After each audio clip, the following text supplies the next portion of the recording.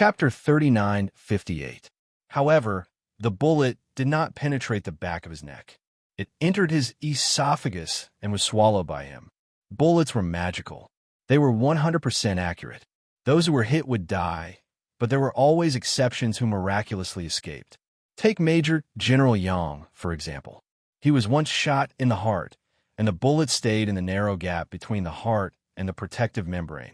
Everyone thought that Major General Yang had no chance of survival. In the end, the surgery was successful, and the bullet was removed from the pericardium. He survived and was promoted to Major General. Qin Mongsane was in the same situation now. Yi Qian was indeed accurate, but it allowed him to avoid the scythe of the god of death. Although he was shot in the throat and had difficulty breathing, the possibility of survival was quite high if he was treated in time. A foreign bodyguard next to him reacted very quickly. Like people who had been on the battlefield, in addition to carrying a gun at all times, he also had bandages and other first aid equipment. He immediately supported Qin Mongsane, and the other two foreign bodyguards covered them as they retreated. They were too familiar with the village. Even if it was pitch black in front of them, they knew which direction to retreat and which would be the safest. At this moment, they were all minding their own business. How could they care about others? The three foreign bodyguards were covered by Qin Mongsane's men, and they quickly retreated to a safe area. The entire retreat process was very calm. There was no panic at all. The worst was the translator. His first reaction was to hold his head and squat on the ground until he heard someone say go. He didn't know who said it, so he simply rolled and crawled over. Cobra quickly retreated under protection. They did not go in the same direction as Qin Mongsane. Even if he knew that the other party was more familiar with the safe area, Cobra did not follow. Instead, he retreated in the opposite direction. At this time, he had to stay away from the guy who became a target. If he went in the same direction as him, he would also become a target for the Chinese. A few seconds ago, he was still talking and laughing. Now, Cobra did not even think about Qin Mongsane's life or death. Cobra, who had retreated to a safe area, could not help but curse in his heart. He knew that the frivolous guy who kidnapped the regular army of a peaceful country would definitely get into big trouble. He knew it. He knew it. Therefore, the thing he was most worried about happened. Just now, when the shot had hit Qin Mongsane, he knew that it must have been done by the Chinese side.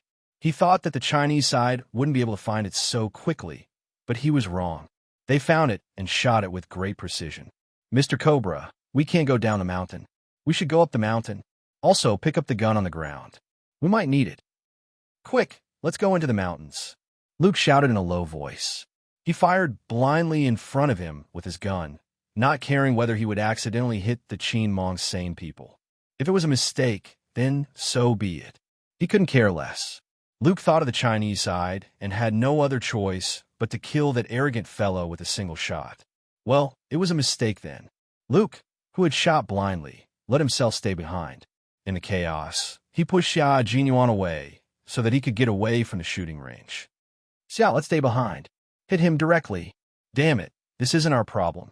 We just need to retreat ourselves. Let's go. Don't engage them.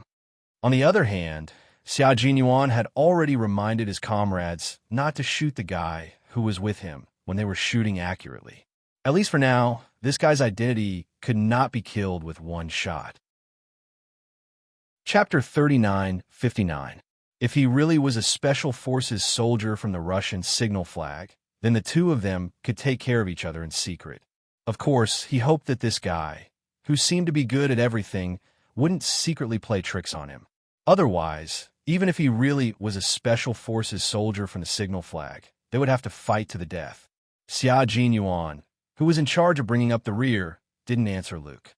He only used his actions to tell Luke that he was now in charge of covering Cobra's retreat. At this time, Cobra's advantage was completely revealed. He brought a total of 10 people with him on this trip. The strength of the 4 bodyguards was needless to say. Each of them was an elite, and their hands were stained with countless tough characters.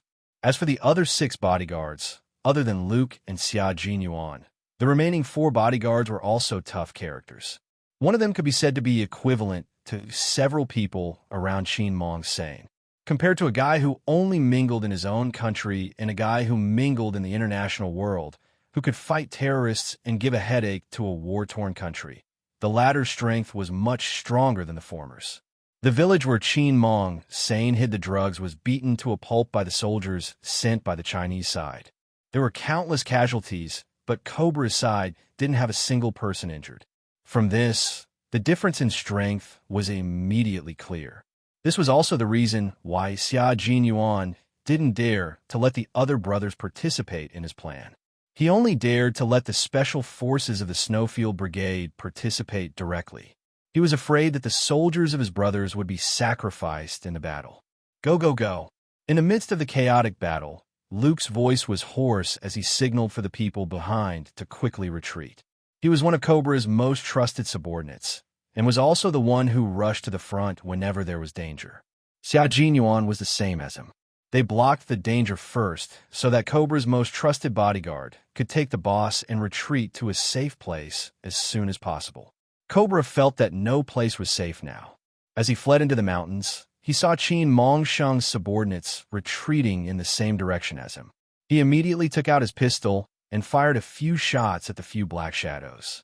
That was how he got rid of the unfavorable factors. With a sinister voice, he said to the bodyguard beside him, "Don't let these idiots come near me." Cobra knew that if someone with good looks got close to him, he would become a live target for the Chinese side. He didn't want to become a target himself. Xia Jinyuan looked down and once again accurately knocked down two black shadows that were running towards them. He said coldly, "I'll hold them off. Luke, you escort Mr. Cobra to the mountains first. I'll come back to meet you guys later." The battle was too intense, and there had to be someone guarding this place. Luke wanted to stay behind to cover the retreat, but Cobra said to Xia Jinyuan, "Xia, I'll leave this place to you. I'll wait for you to leave together. Luke, let's go." Without giving Luke a chance to speak, Luke, who was hiding in the dark, couldn't help but grit his teeth. He really wanted to curse. "Fuck you." Luke gritted his teeth and rushed out, leaving only Xia Jinyuan behind. The other 9 bodyguards followed Cobra. They left together. Cobra had gradually trusted Xia Jinyuan, but among the 10 bodyguards, only Xia Jinyuan had been with him for the shortest time. At the crucial moment, Cobra chose to let Xia Jinyuan face danger. Xia Jinyuan, who had volunteered to stay, didn't think so. He took the initiative to stay, of course. He had another purpose. The dense gunfire tore the silence of the village apart. The night wind, which was originally filled with the smell of the jungle, was now filled with the smell of gunpowder. Chapter 3960. Qin Mongsane's subordinates all picked up their guns and fired as they ran. They didn't know where the fatal bullets would come from. In order to reach the mountain as soon as possible to protect Qin Mongsane, they could only shoot blindly and try to kill their way out with suppressive fire. They wanted to kill their way out, but the Snowfield Brigade came prepared. They had even set up their positions. Roars could be heard from all over the village. Their comrades from the Snowfield Brigade were very calm as they killed. The subordinates of Qin Mongsane never thought that they would be attacked in their own home. Some of them didn't even have time to react before they were ambushed. They were stunned by the bullets and were yelled at a few times before they realized that someone had snuck into their village. That was terrible. Everyone in the village started to move. The retired officers from General Minlai's army reacted much faster than the ordinary subordinates. They quickly organized their subordinates and secretly observed the situation. Roars could be heard from all over the village. Those with some status raised their guns and shouted at the people below, "They're here! Shoot here! Quick! Machine guns! Set up the machine guns! Shoot them back! Shoot them back!" The subordinates guarding Qin Mongsane's drugs were almost all retired soldiers from General Minlai's army. They had received professional training and knew how to defend themselves and counterattack. As a few retired officers yelled and organized themselves, they finally stopped panicking. They started to counterattack and try to take down all the suppressive fire. If it was an ordinary army facing them, they might really be able to counterattack successfully. However, the ones fighting against them were all special forces from the Snowfield Brigade. They were all the best of the best and had all undergone countless hellish training. Some of them were even special forces who had gone abroad for training. They were kings in individual combat, but in group combat, they were like fighter jets that crushed their opponents. When ordinary soldiers faced an elite division, even if they had heavy weapons, they didn't have a chance to use them. When they took out their rocket launchers, they didn't even finish loading them. Those who carried the rocket launchers fell to the ground. The Cloud Leopard commandos, who were in charge of providing support and hadn't fired a shot, yet stared at the flashes of fire from time to time. Those flashes of fire were all caused by the bullets that were fired from the barrels. They were extremely dense. The military had said that the Brotherhood company that fought alongside them was the best in the world, and that was not an exaggeration at all. To be able to take out so many whistles, find the poison vault, and even get close to the enemy's heavy firepower without being discovered, these guys were the best of the best. He didn't know which military region these brothers were from, but they all wanted to learn from them. The gunshots were getting louder and louder, which meant that all of Qin Mong's sane subordinates in the village had reacted. The dozens of Burmese who were responsible for guarding the wooden houses fell one after another under the counterattack. E6 and M, who were supporting Yi Qian, fired one bullet at a time, killing several Qin Mong Sane's bodyguards in an instant. They were all picking people to shoot at, and the people they killed in advance were all the people who had punched and stomped on the Chinese female soldiers. He didn't shoot anywhere else. He shot all of them in the throat. Obviously, they were thinking the same thing as Yi Qian. A ruptured throat was the most torturous for the injured. Even though there was a hole in the throat, the central nervous system was not immediately shattered, and the patient could still raise his hand to cover the bloody hole in the throat. Everyone would be afraid in the face of death, especially when one's mind was still very clear. When one thought that one was about to disappear, it would make one deeply frightened. Chapter 39-61. Those who had brutally beaten up the Chinese female soldiers and were now shot in the throat were like this now. They covered their throats with their eyes wide open in horror. The more they covered their throats, the more blood flowed out. When they couldn't cover their throats, they could even hear the sound of air leaking out of their throats. They didn't die immediately. In their horror, they could clearly feel the final countdown of their lives. In the end, they died with horror on their faces. The 3 foreign bodyguards beside Qin Mong Sane didn't participate in the brutal beating of the Chinese female soldiers. Therefore, when they came to their senses, they still had time to carry Qin Mong Sane, who was dripping with blood from the neck down, and retreat to the side. Qin Mong Sane, who had retreated to the side under the protection of the 3 foreign bodyguards, was shocked and horrified. He liked to shoot bullets at others, but he didn't like to be shot himself. But today he was shot. He wanted to speak, but his throat was too painful. It was so painful that he almost fainted from the pain. "You can't speak now. We need to treat the wound immediately." The foreign bodyguard was very responsible. He said in stiff Burmese, "The bullet didn't penetrate. It's very likely that it's stuck in your throat.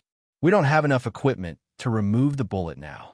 We need to send you to the hospital immediately.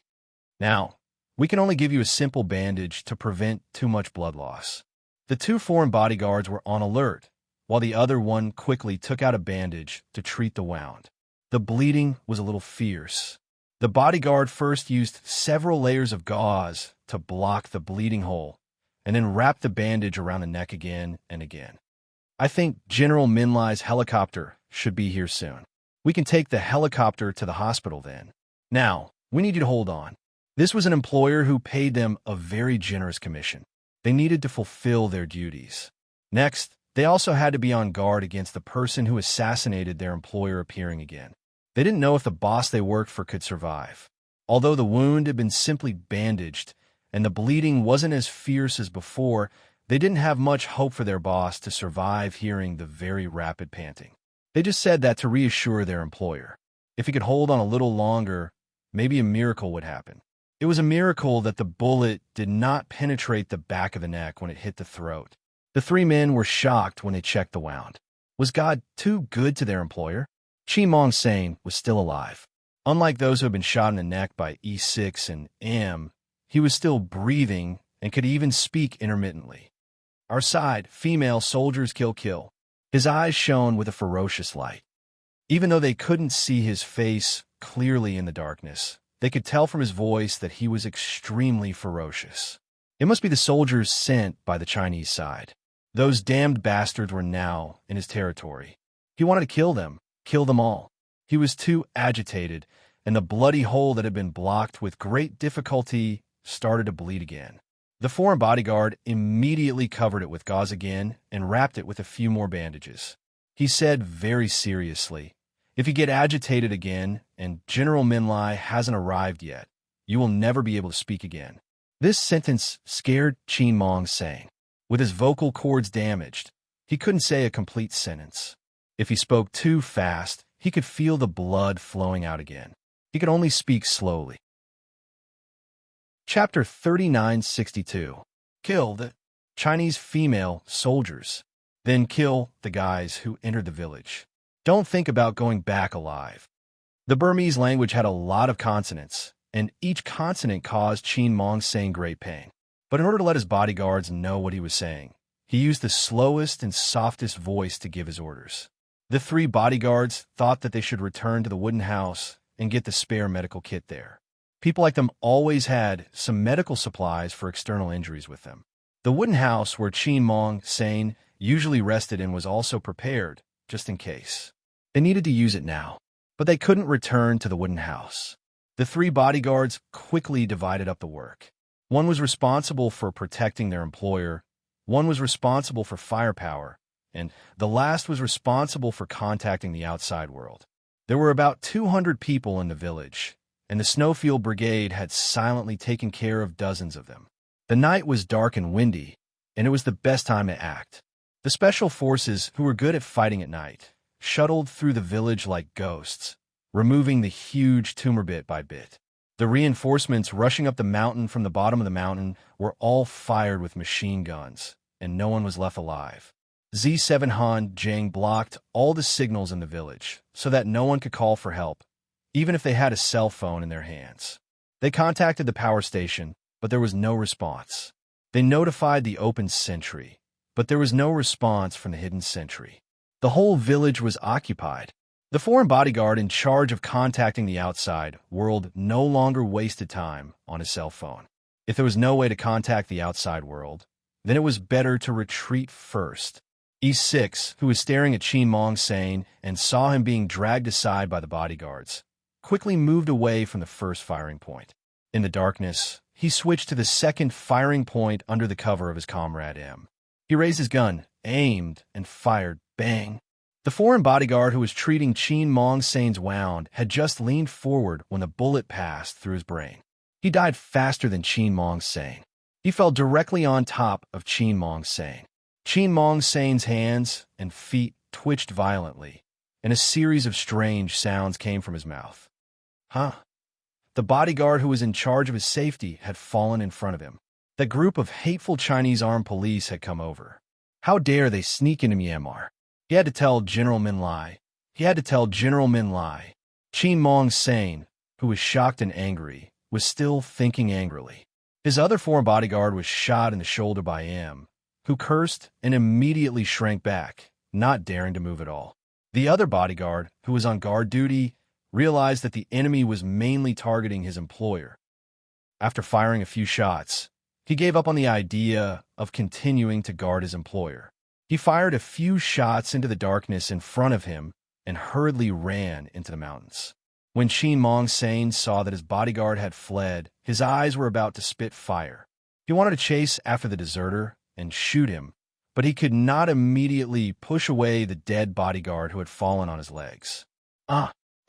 His mouth made a sound of anger, and he began to move his legs that were pressed down.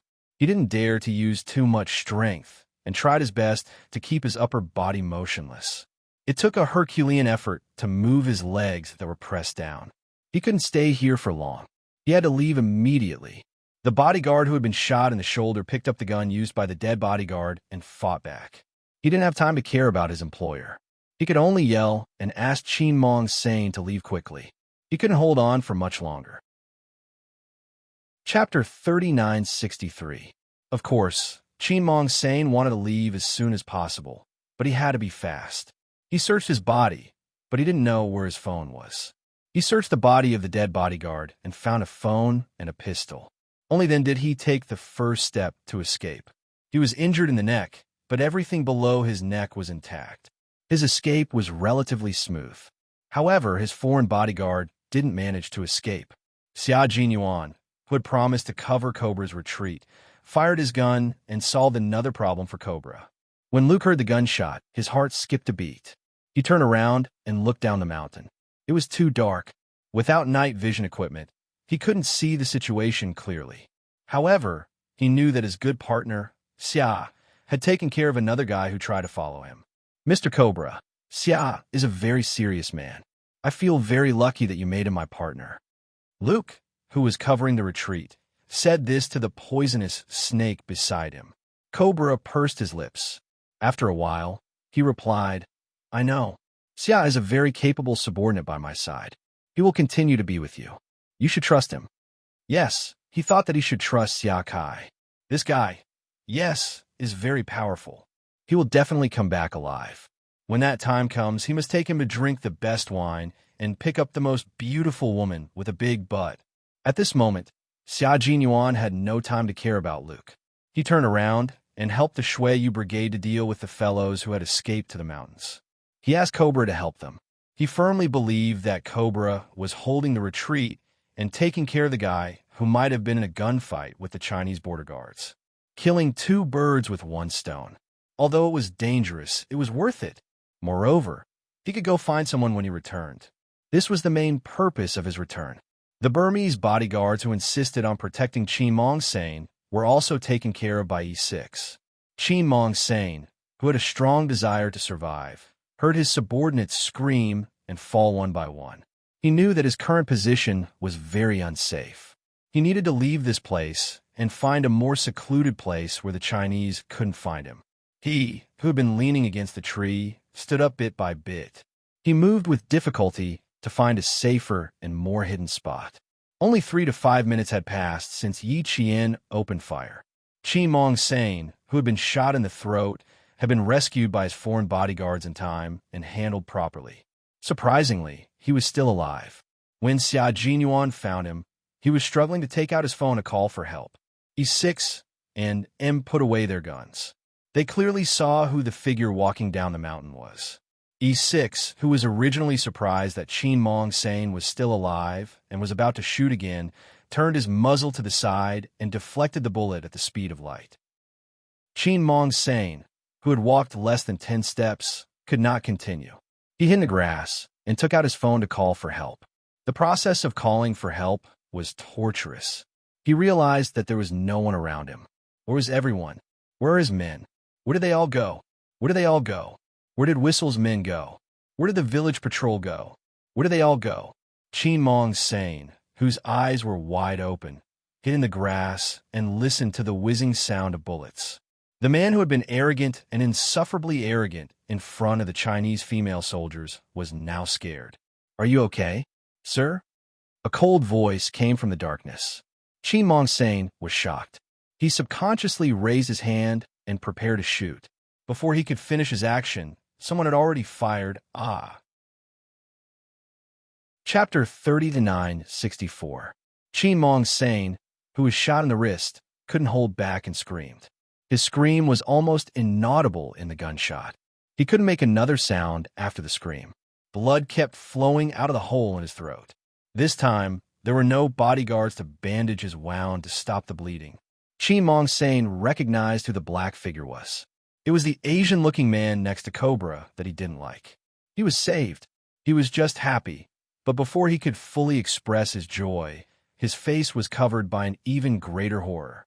If the other party wanted to save him, why would he shoot him in the wrist? He wasn't here to save him. He was here to kill him.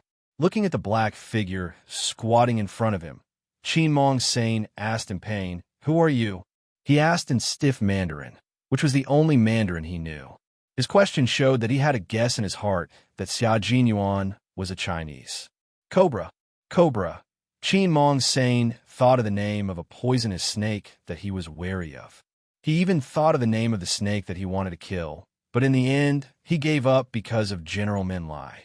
This ambitious guy proposed to go to the warehouse to look at the goods. He knew that this guy wasn't a good partner. He wanted to contact General Min Lai alone and swallow all the profits from the European and American markets alone. He knew that this guy was very ambitious. Now, he even sent his subordinate to kill him. At this moment, Qin Mong Sane's eyes didn't hide his hatred for Cobra. If he had known, he would have killed all of them tonight. General Min Lai might teach him a lesson, but he wouldn't give up on him for a guy that he hadn't started working with yet. Qin Mong Sane, who regretted not making the first move, widened his eyes. He fumbled around with his uninjured hand, trying to pick up the gun that fell on the ground. He tempted, "I'll give you money, a lot of money. I'll give you money, a lot of money. Save me. I'll give you money, a lot of money." If money could make this guy save him, Qin Mong Sane was willing to buy his life back with money. He breathed hard and threw out bait that few people could refuse. In exchange, Xia Jinyuan smiled coldly. No, he didn't want money. He only wanted his life. There was a scream. Xia Jinyuan, who got up, stepped on his hand that could still move normally, and then kicked him to the ground. The spot he kicked was exactly where Qin Mong Sheng had kicked Yi Jian's shoulder. In the dark, someone witnessed everything. He almost screamed out loud. He bit his arm and forcefully swallowed the sound that rushed to his throat. He recognized the man. It was one of Cobra's subordinates. He actually came back to kill Qin Mong Sheng. The frightened black figure trembled and lay motionless. Big beads of sweat kept coming out his forehead. He begged the man who returned not to find him. Please don't find him. No one noticed that the man had never raised his gun. The black figure had been crawling like a snake the whole time. Even E6 didn't see him. This son of a bitch is really lucky. Bluebird, you didn't manage to finish him off with a single bullet, E6 said in the channel, causing several of his comrades in the battle to let out a F***CK sound. Of course, they believed in Qing Niao's shooting skills, but they didn't expect a miracle to happen to the bastard. Chapter 3965. Then we can finish him off, V8 said coldly. Shoot him one by one. Let him know the consequences of insulting Chinese soldiers. Q King is teaching him a lesson. Don't worry, he won't have a good time, M added. Yi Qian, who had dodged the bullets, didn't have time to answer. After taking care of the two Burmese, she adjusted her breathing and said, "Where's Captain Xia? E6M, keep an eye on him. Don't let Cobra find him." Yi Qian frowned slightly. She actually came back. Since she couldn't finish off Qin Mong Sane with one shot, she would continue to shoot him a few more times. She didn't want Captain Xia to take the risk and come back. E6 said, "Keep an eye on him. Don't worry. Cobra has already escaped into the mountains. We have to follow her. Qing Yao, you keep an eye on him. The two of us will follow Cobra." Okay. In a short period of time, the three of them quickly changed positions. Two of them followed Cobra, while Yi Qian stood guard for Xia Jinyuan. Qin Mong Sane's bodyguard, who had been shot in the shoulder, ran out of bullets. He panted heavily and found a new position. He took out his phone to call for help, but it was the same. There was no signal at all. The village he was in was already under someone's control. Then the injured foreign bodyguard, who had originally planned to look for his employer, gritted his teeth, covered his bleeding shoulder, and decided to leave alone. There was no way to defend this place. There was no need to stay in a place that couldn't be defended. He couldn't take his employer with him. He was also injured. If he took his employer with him, neither of them would be able to leave. Moreover, he had been shot in the throat. There was no way to save him. The foreign bodyguard didn't fight back anymore. He quickly left this dangerous place where he could lose his life at any time. Qin Maosheng, who had miraculously arrived, was being stepped on by Xia Jinyuan's combat boots. Xia Jinyuan stepped on his face with great force. His breathing, which was not good to begin with, became even more difficult. All the oxygen left him, and he could not breathe. He even felt that the gunshots were far away from him. Ha! Ha! He opened his mouth wide. He didn't want to die, so he tried to breathe. Blood flowed out of his throat that was temporarily blocked by gauze. You like to step on other people's faces. Then, you must like others stepping on your face too. Isn't this very comfortable? Xia Jinyuan, who was wearing combat boots, dragged Qin Mong Sane to a corner before he took his revenge. Yi Qian didn't even realize where he was. Qin Maosheng was in despair. He seemed to have understood something. His hands gripped the corners of Xia Jinyuan's trousers tightly, and his throat made a broken sound. He wanted to speak. He wanted to speak loudly, but he couldn't say a word. Calm. No. Because he. Kidnapping Chinese soldiers? Heard gunshots.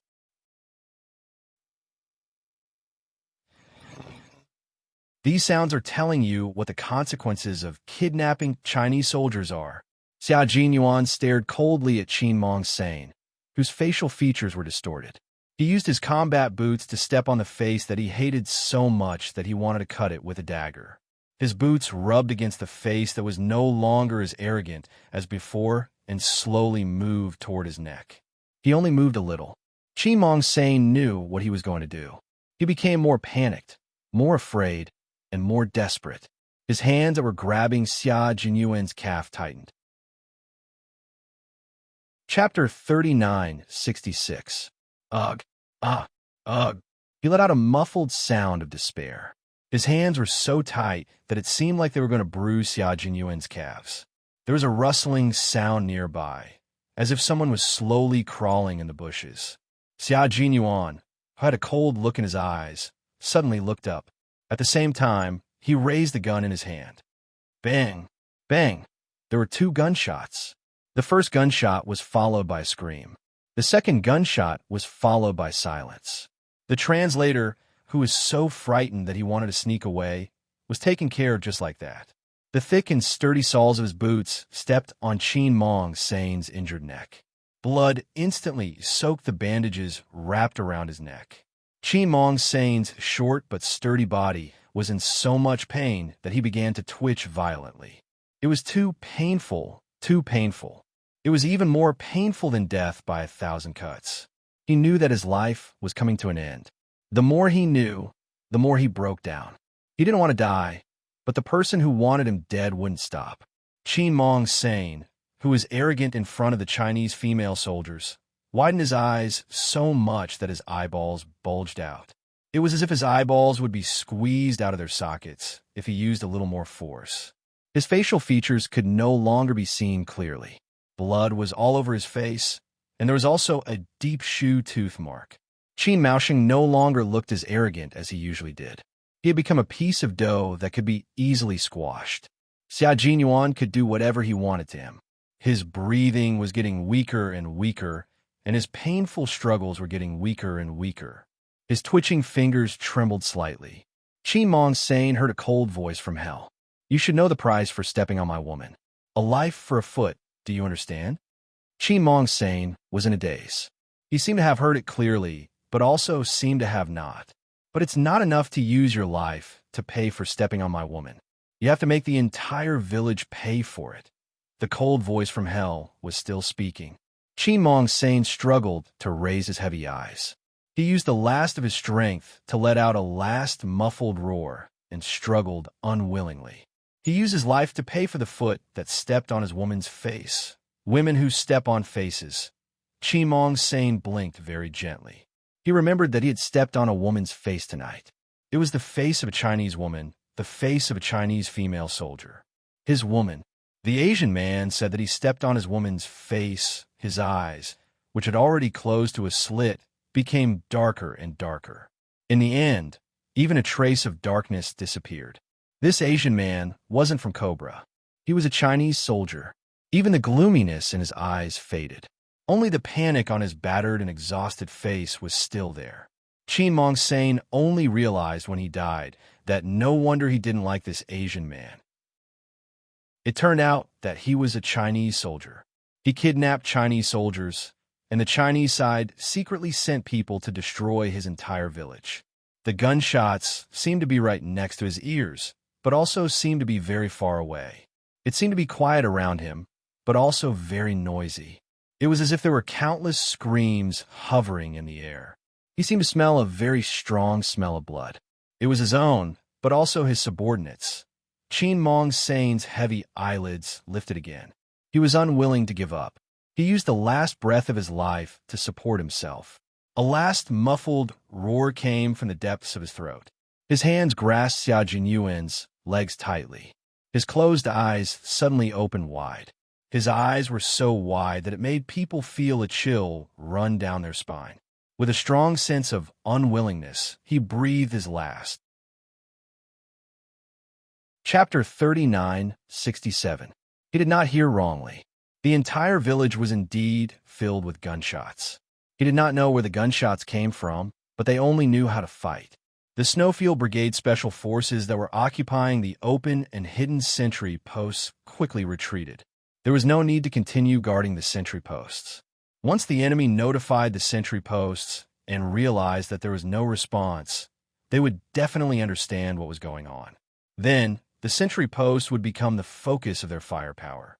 Indeed, when they realized that there was something wrong with the open and hidden sentry posts, Qin Mong's sane subordinates, who were originally shooting randomly, started shooting at the sentry posts that originally belonged to them. As soon as they moved, the occupied machine gun positions spewed out a tongue of fire. The machine gun bullets were all continuous shots, so the sound was different from that of single shots. Even if one was far away from the firing point, the sound was enough to deter people from approaching. "Hide, all of you hide. Don't come out, they have machine guns. Quickly retreat, quickly retreat. Danger, danger." Amidst the gunshots, Qin Mong's sane subordinates screamed at the top of their lungs. Their faces and bodies were splattered with someone's blood. The bullets were like shooting stars, and in the next second, no one knew who was next to them. Retreat, retreat. No one dared to rush into the mountains anymore. Some people stared at the positions that originally belonged to their machine guns, raised the guns in their hands, and fired continuously in that direction. However, there were still people who rushed into the mountains. They had to let some people into the mountains. Otherwise, they would not have an excuse to keep a close eye on Cobra and enter the mountains to cooperate with Xia Jinyuan's plan. They could not let Cobra discover the Snowfield Brigade's true motive. Thus, they had to confuse him. Cobra's thin face darkened when he heard the concentrated gunshots. Now that the entire village was shrouded in the sound of gunshots, he could not leave by car even if he wanted to. He could only escape into the mountains. He was forced to make the choice of escaping into the mountains. Cobra, who had always been the one to force others to make a choice, was very unhappy. When he saw that there were still people who continued to rush in his direction, he picked up the rifle and fired at them, as if to vent his anger. When the bodyguard beside him saw this, they let their boss vent the anger in his heart. K7, who was guarding the muzzle of the machine gun, was scratched by the cement shards that splashed out when the bullets hit the wall. Blood seeped out from the shallow wound.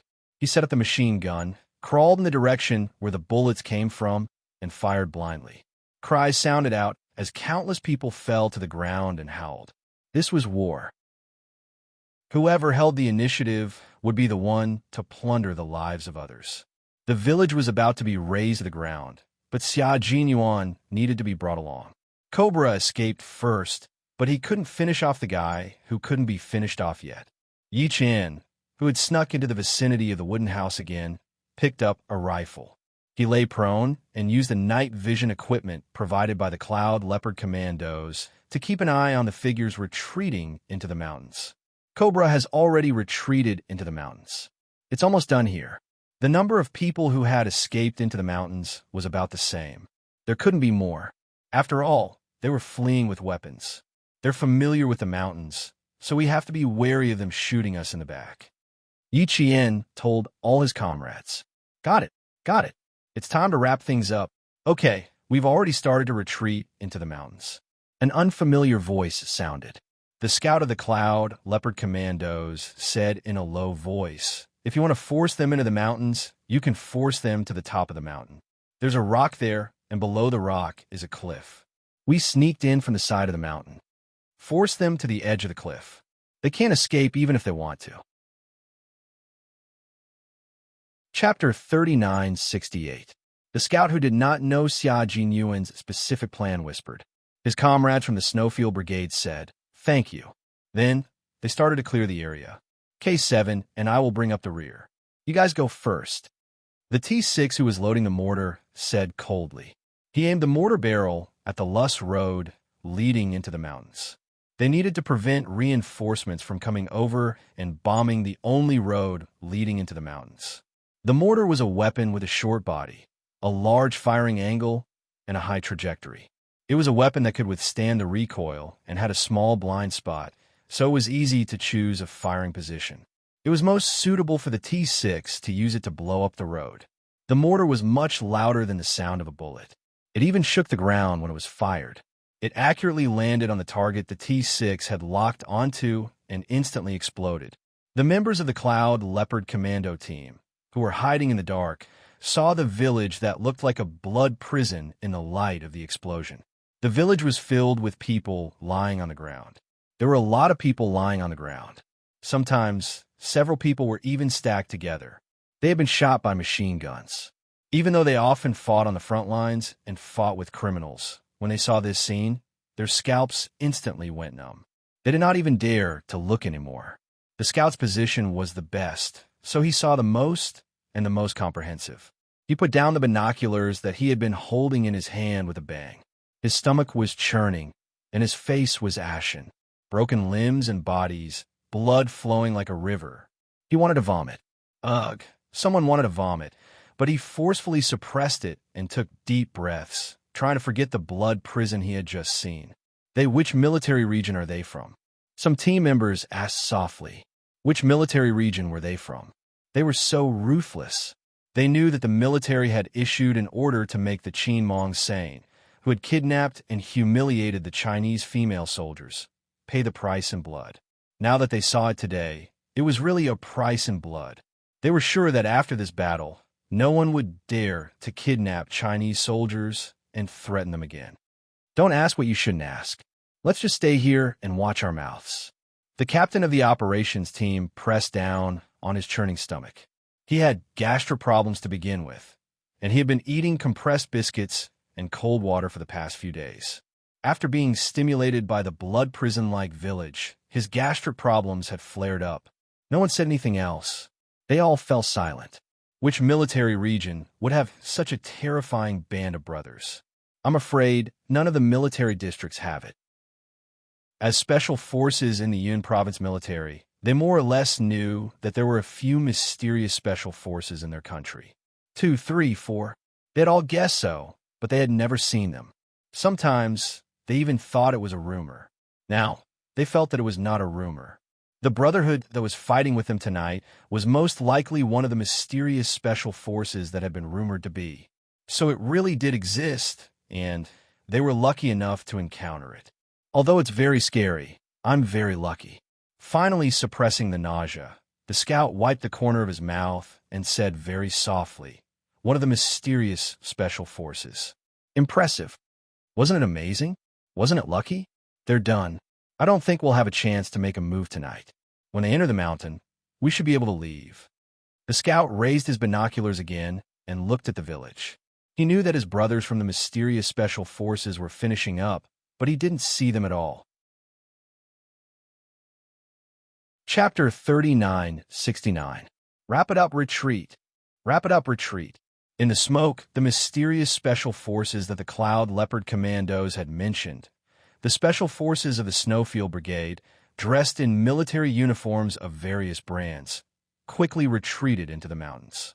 In the face of the smoke and the flames of war, listening to the whooshing sound of bullets passing through from time to time, there was only one expression on everyone's face, and that was fearless determination.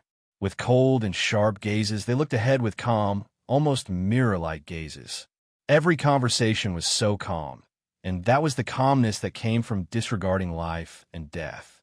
Every time Yi Qian fought with them, it was a kind of learning. Already in the mountains, E6, who was holding the rifle in his hand and chasing after Cobra's group, asked Yi Qian, and I have caught up. Have you seen Q King? The guys who had beaten up the Chinese female soldiers had all been killed. Next, they had to complete Q King's plan as soon as possible. Don't forget, there was still General Minlai. If he found out that something had happened, he would definitely send reinforcements. When that time came, they would be facing the army of a country, and it would easily cause diplomatic trouble. Yi Qian looked ahead in the darkness, but he still couldn't find his man. "No, I'll look again." The range was too big, and everyone was trying their best to hide. His man was no exception, so it was impossible to find him immediately. "Look up. Be careful, don't shoot by mistake," Em reminded him. "Q King doesn't have night combat equipment. Come out after you find him. Don't let the two of them fight each other." Hearing this, Z7, who had been shooting until his eyes were red, squatted down and changed the magazine. He panted and said, "No, they can't be mistaken in the dark." E6 and M couldn't help but laugh. That's right, they were fighting side by side. Things like shooting by mistake shouldn't happen to them. The guys around Cobra are all tough characters. M and I didn't follow too closely. After we clear the field, hurry up and take care of the other minions who escaped into the mountains. E6 heard the rustling of leaves in front of them. He and M hid behind the leaves, carefully keeping a certain distance. The main event has begun. Brothers, start to retreat. Don't get caught up in the battle. Once you're done, retreat. The T6 combatant's clear voice with a hint of hostility entered the ears of all his comrades. He loaded a second mortar and fired it at the location of the drug warehouse. The comrades near the poison warehouse had already evacuated. Following the heavy firing of artillery shells and then a huge explosion, mushroom-like fire clouds rose layer by layer, and flames soared into the sky. As Cobra fled into the mountains, he heard two loud noises behind him. He seemed to have thought of something and quickly turned around. The bodyguard who was following him in the dark told Cobra that the poison vault might have been blown up. The poison vault had been destroyed. Cobra's face instantly twisted. When he retreated just now, he was still thinking that after this was over, he would think of a way to take all the poison that had not been transported out for himself. But now there was nothing left. The Chinese side had completely destroyed the poison chain that Qin Mong Sane and the Burmese army had maintained. It was not that there was no movement. The Chinese side had been waiting for an opportunity to appear. Cobra's eyes were gloomy as he watched the poison he wanted disappear in the sound of gunfire. The gunshots in the village didn't seem as fierce as before. None of the loyal bodyguards dared to urge Cobra to leave. After taking care of Qin Mong Sane, Xia Jinyuan turned around and glanced behind him. A faint smile appeared on his handsome face hidden in the darkness. Very good. After tonight, the village would no longer exist. Chapter 3970. Qin Mong Sane's remaining subordinates started to panic. They stopped guarding and scattered in all directions. The special forces of the Snowfield Brigade killed them one by one. They didn't hold back at all. Xia Jinyuan, who was at the back, shot a black shadow that was rushing towards them and sped up to catch up with Cobra. Yi Qian, who was looking for him, only saw his figure flash before her eyes in the monotonous green world. In the blink of an eye, he rushed out of her sight and disappeared without a trace. Yi Qian pursed her lips slightly when she saw where he had rushed out from. Just now, E6 had told her where Qin Mong Sane was hiding, and his figure had rushed out from that position. Since it was impossible to save Qin Mong Sane, then she would say that he had taken care of Qin Mong Sane for her. Finally, she saw Qin Mong Sane in a blind spot. His eyes were bulging, and he had died. Yi Qian couldn't help but laugh when she saw a very obvious footprint on his bloodied face. E6 said that Qin Mong Sane didn't die immediately after being shot in the throat. At that time, she was also very shocked. It was the first time she had encountered someone who could survive a bullet in the throat. She had to admit that Qin Mong Sane was really lucky. He was able to survive after being shot in the vitals. And her Captain Xia came back just to do this. She had done something that she had wanted to return the favor to Captain Xia. She had to admit that she and Captain Xia's thoughts on certain matters were very similar. She half-squatted and reached out to check Qin Mong Sane's neck. Her pupils were dilated and there was no pulse in his aorta. A clear voice entered the ears of her comrades, including the members of the Cloud Leopard Commando team. The top target, Qin Mong Sane, is dead. The assassination mission is over.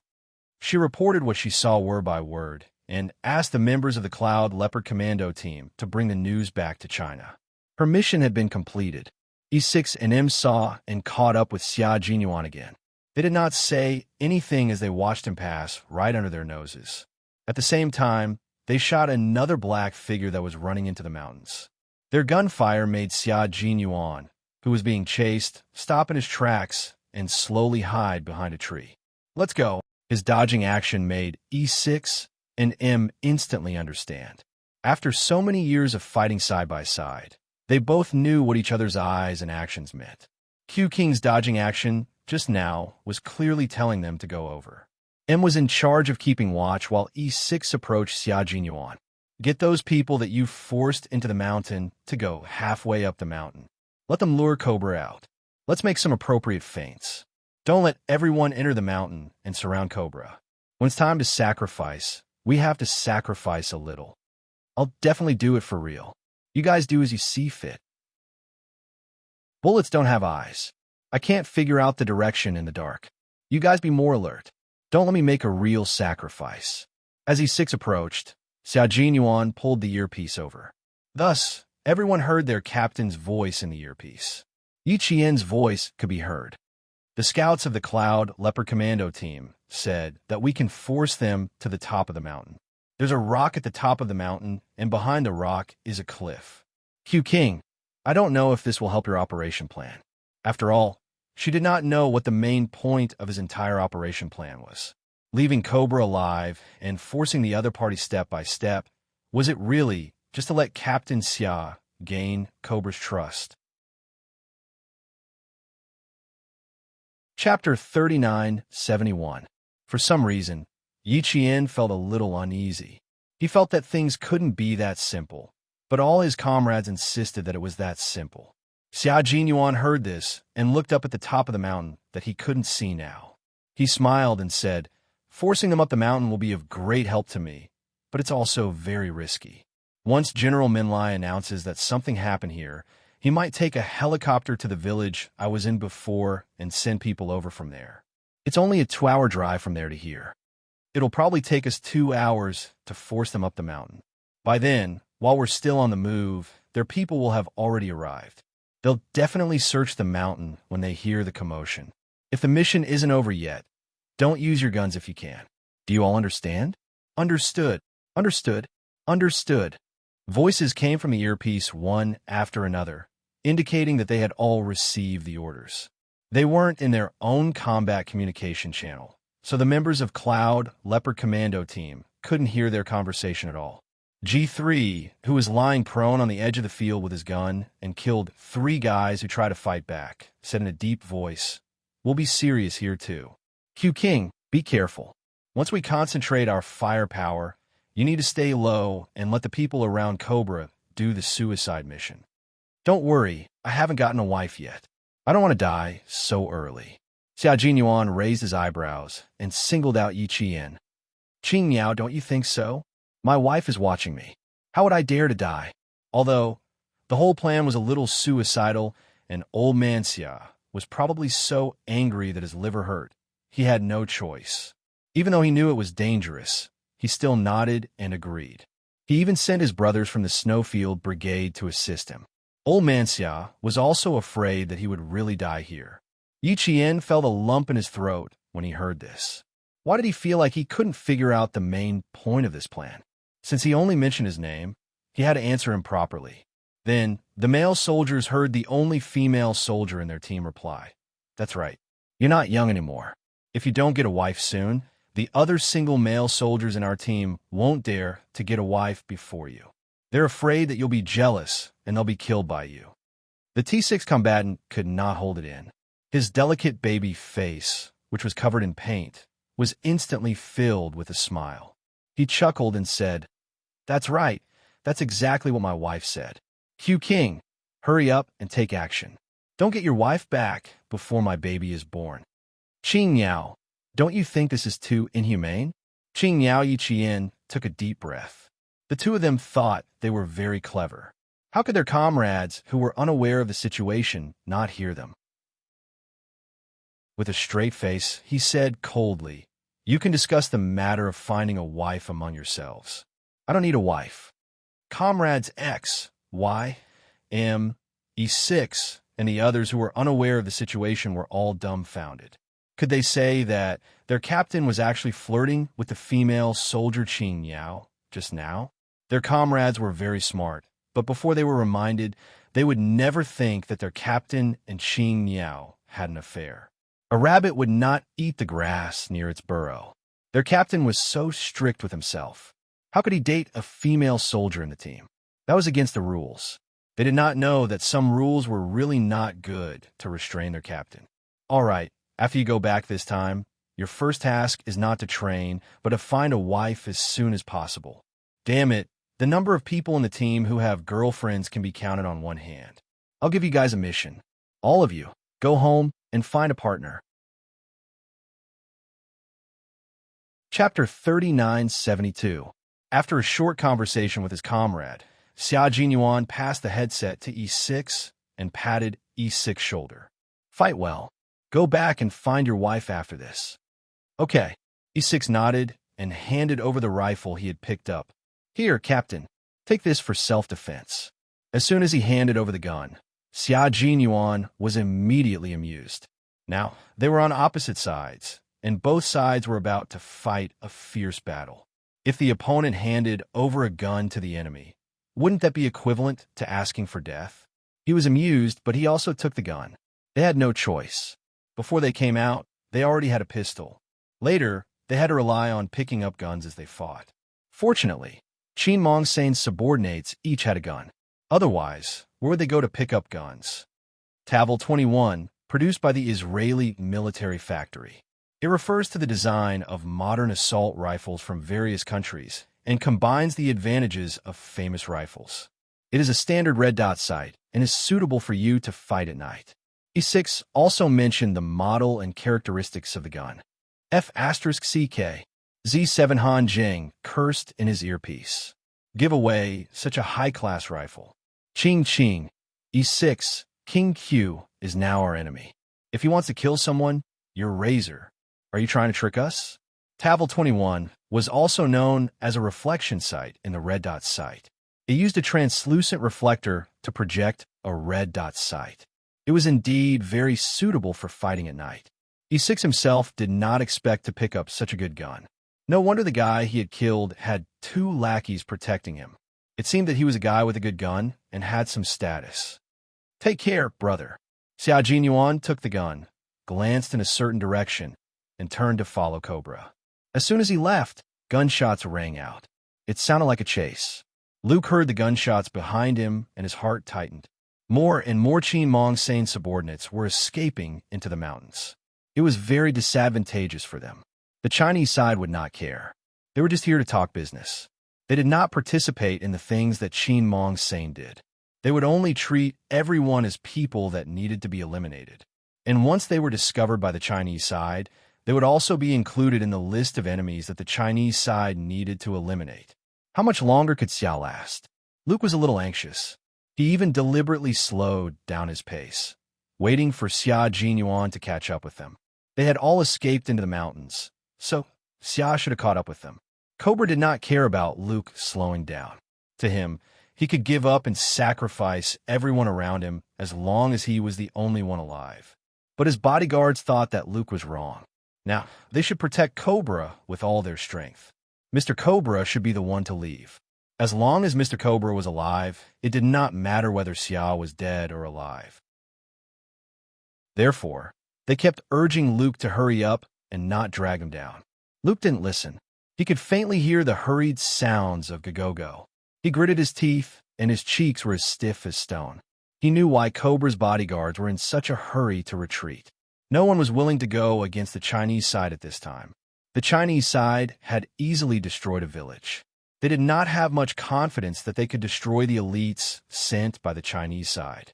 Hearing the urging in front, Luke took a deep breath and looked behind him, where there was still no movement.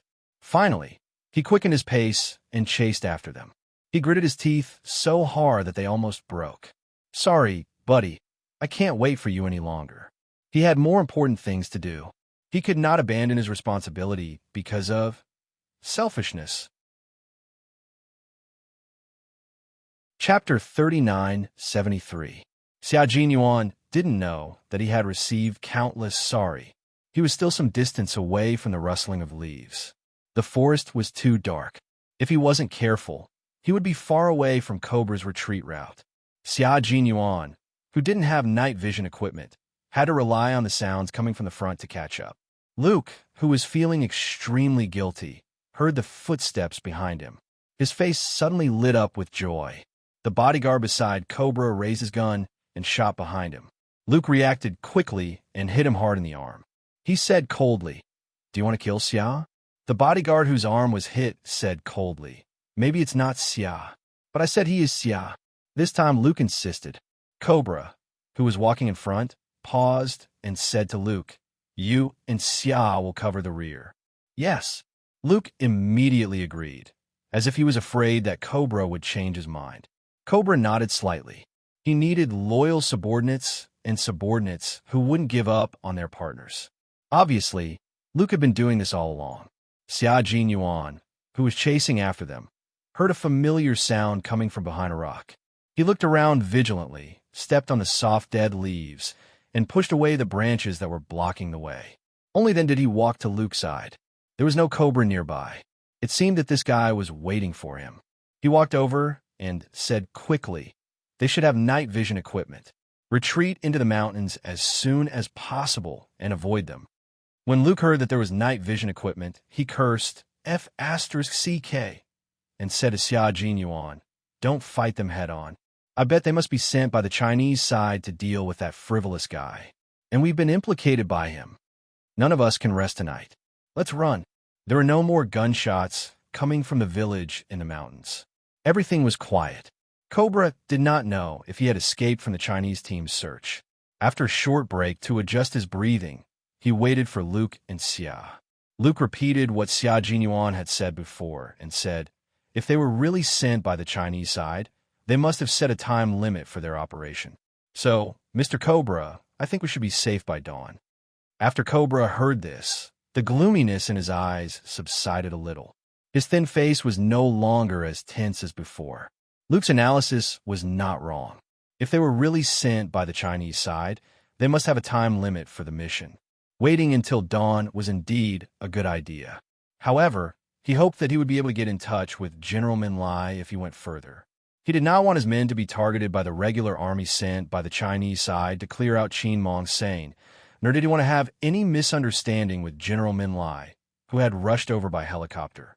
Qin Mong Sane was gone, but his deal with General Min Lai still needed to continue. Myanmar was a country that produced drugs. He did not want to give up on this fat piece of meat, nor did he want to lose the secret protection of the Myanmar army. Before leaving Myanmar, he needed to tell General Min Lai who might have destroyed Qin Mong Sane. For things like this, if the army of one country and the army of another country confronted each other, both sides would be afraid of each other. Only then would he be safe at the scene and be able to escape safely. Cobra had already thought of what he should do next. It was because he was able to predict what might happen in advance that he was able to control everything in his hands and never let it go out of his control. It was also because of this that he was able to get to where he was today. Chapter 3974. Cobra didn't stay for a second longer. He led his men and retreated even faster into the mountains. The elites of the Snowfield Brigade retreated into the mountains after finishing up. The members of the Cloud Leopard Commando team didn't use a single bullet from the beginning to the end. Even after finishing up, the Snowfield Brigade didn't let them do it. In G3's words, since they had retreated, the Brothers of the Brotherhood should also retreat. The Cloud Leopard Commando team member who was in charge of scouting slipped down from the rock and threw the tree branch that was wrapped around his head for camouflage to the side. He contacted his captain. "They have finished cleaning up. The entire village is almost wiped out. Just now, I saw that they didn't even spare the cars. Those who didn't die didn't even need to reload. The entire signal is blocked. As long as no one comes in, they will die from the pain." The cleanup was very clean. There wasn't a single trace left behind. The entire village of 200 people was wiped out in less than 2 hours. After the scout finished speaking, another member of the Cloud Leopard Commando team touched the rifle he had brought out. He smiled and said, "This is our first time fighting across borders. We still have as many bullets as we brought out. How should we write a report when we go back?" The other 6 members of the Cloud Leopard Commando team were silent. A report was indeed not easy to write. Before they left, they had even written their wills. In the end, they didn't even fire a single bullet.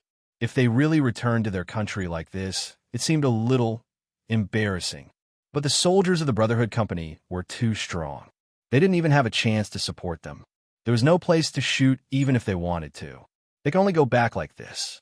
The 7 members of the Cloud Leopard Commando team, who had crossed borders for the first time, retreated with a trace of regret.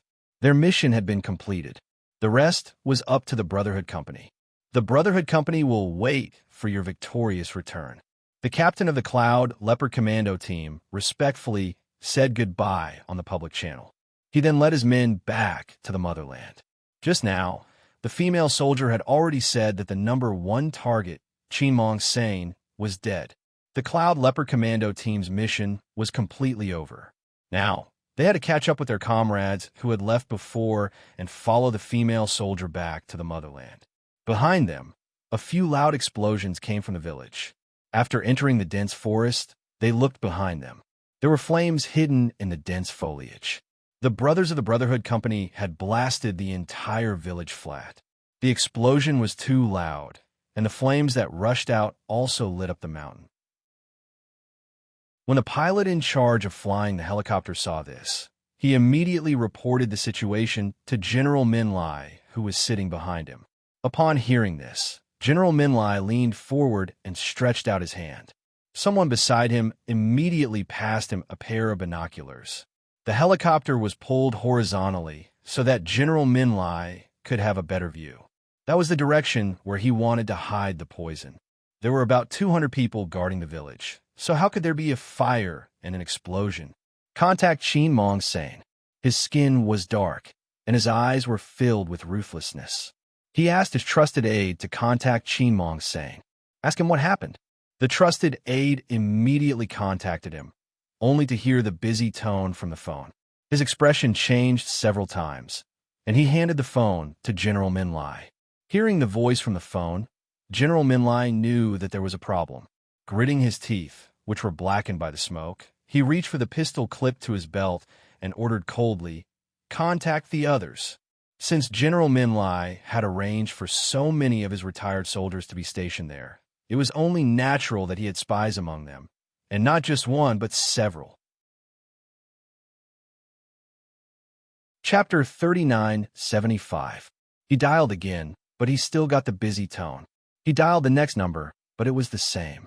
He dialed 5 numbers in a row, but they all got the same busy tone. The signal source was blocked. General Min Lai's gaze was so cold that it could kill. All his men were on a helicopter, including the pilot. He only had 4 trusted aides. There was a huge explosion in front of him. If he flew over like this, it was very likely that the helicopter would be shot down. He wanted to go, but he couldn't. "Send 2 platoons to me." If General Min Lai couldn't go himself, then send some troops. "Yes, General." His aide knew the seriousness of this matter, so he quickly called a regiment commander in the army. The fire in the village supported many of General Min Lai's soldiers. The situation on the Burmese side was complicated. General Min Lai had always wanted to protect himself. He even secretly cooperated with the Kachin Independence Army in an attempt to further control the entire country. Now, the village that provided a large amount of military funds for the entire army had an accident. How could General Min Lai sit still? Tonight, General Min Lai had said that he wanted to meet the Westerner because he wanted to earn enough money to buy bombers from a powerful Western country as soon as possible. Now that the village that could provide the general with military funds was in trouble, and that idiot Qin Maosheng had failed to protect the village, the general definitely wanted to kill him. Soon, General Min Lai's troops sent 2 platoons to assemble and drive to the village. The reason for sending troops was that an explosion had occurred somewhere. They needed to come and check it out immediately. General Min Lai, who was in a helicopter, didn't go to the village. He ordered the pilot to turn around and go to another village near his unit, which was also under the management of Qin Mongsheng. He would wait for news there and ask the people in the village if they knew what had happened. Also, if you see any Westerners, bring them all back. Qin Mongsheng had done something stupid. He needed to find someone who could bring him more wealth. The Westerner who came from the West and had some strength was a good candidate. He could hand over the poison chain, but he needed to get the majority of the profits. If he didn't agree to his request, General Min Lai snorted coldly. If he didn't agree to his request, then he wouldn't be able to leave Burma alive. General Min Lai was looking for Cobra, and Cobra was waiting for General Min Lai's helicopter to arrive so that he could leave. However, Xia Jinyuan cruelly shattered his hope and said calmly, General Min Lai's helicopter should have appeared over the village by now, but we didn't see it. I suspect that General Min Lai, upon seeing the explosion and the flames, will definitely choose to retreat instead of advancing. An ordinary helicopter can carry up to 7 people at most. General Min Lai brought too few people with him. As a general, he needs to think about his own safety. Sir, I need to tell you my guess. It was the first time that Xia Jinyuan spoke so much in front of Cobra. He paused and swallowed as if he was not used to it. Then he continued, I guess General Min Lai flew back again. His guess made Cobra's eyes become even more sinister. He's right. According to the time, General Min Lai's helicopter should have arrived by now. But he didn't. Damn it, he asked me to wait for him, but he didn't. He didn't make it. He didn't come. Chapter 3976. Cobra's expression was terrible. Behind them, he suspected that the government troops sent by the Chinese side had been tailing them. If they didn't receive any support, they would probably die. Damn General Min Lai. If it weren't for him, he would have left the village long ago. Right now, he hated Myanmar very much. He hated it very much.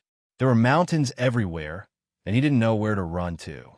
A few gunshots came from the forest, and Cobra's expression became colder. The people sent by the Chinese side didn't intend to let anyone go, and they had already chased them into the mountains. If they were in Melbourne, he was confident that he could fight the Chinese side, but here, he didn't have the confidence. Cobra, whose expression was uncertain, glanced at the fiery mountain and heard one of his bodyguards say, We can't keep going in here. We need a car, Mr. Cobra. We need a car to leave here. A car? Where could they find a car? The road we took here was blown up, and the entire village was cleaned up. I don't think there's any means of transportation like a car that could allow people to escape. Xia Jinyuan knew his comrades very well. How could they leave a means of transportation that could allow them to escape? The car that Xia Jinyuan and the others were in exploded, and the Snowfield Brigade soldiers also shot the fuel tanks of the vehicles used to transport drugs. At this moment, the vehicles were still on fire. Cobra was more inclined to Xia Jinyuan's analysis. That's right. If it were him, he wouldn't leave a vehicle that could allow the enemy to escape. Since they had done it, they had to clean it up and not leave any loose ends. The Chinese side, he didn't expect the Chinese side to have such a tough attitude.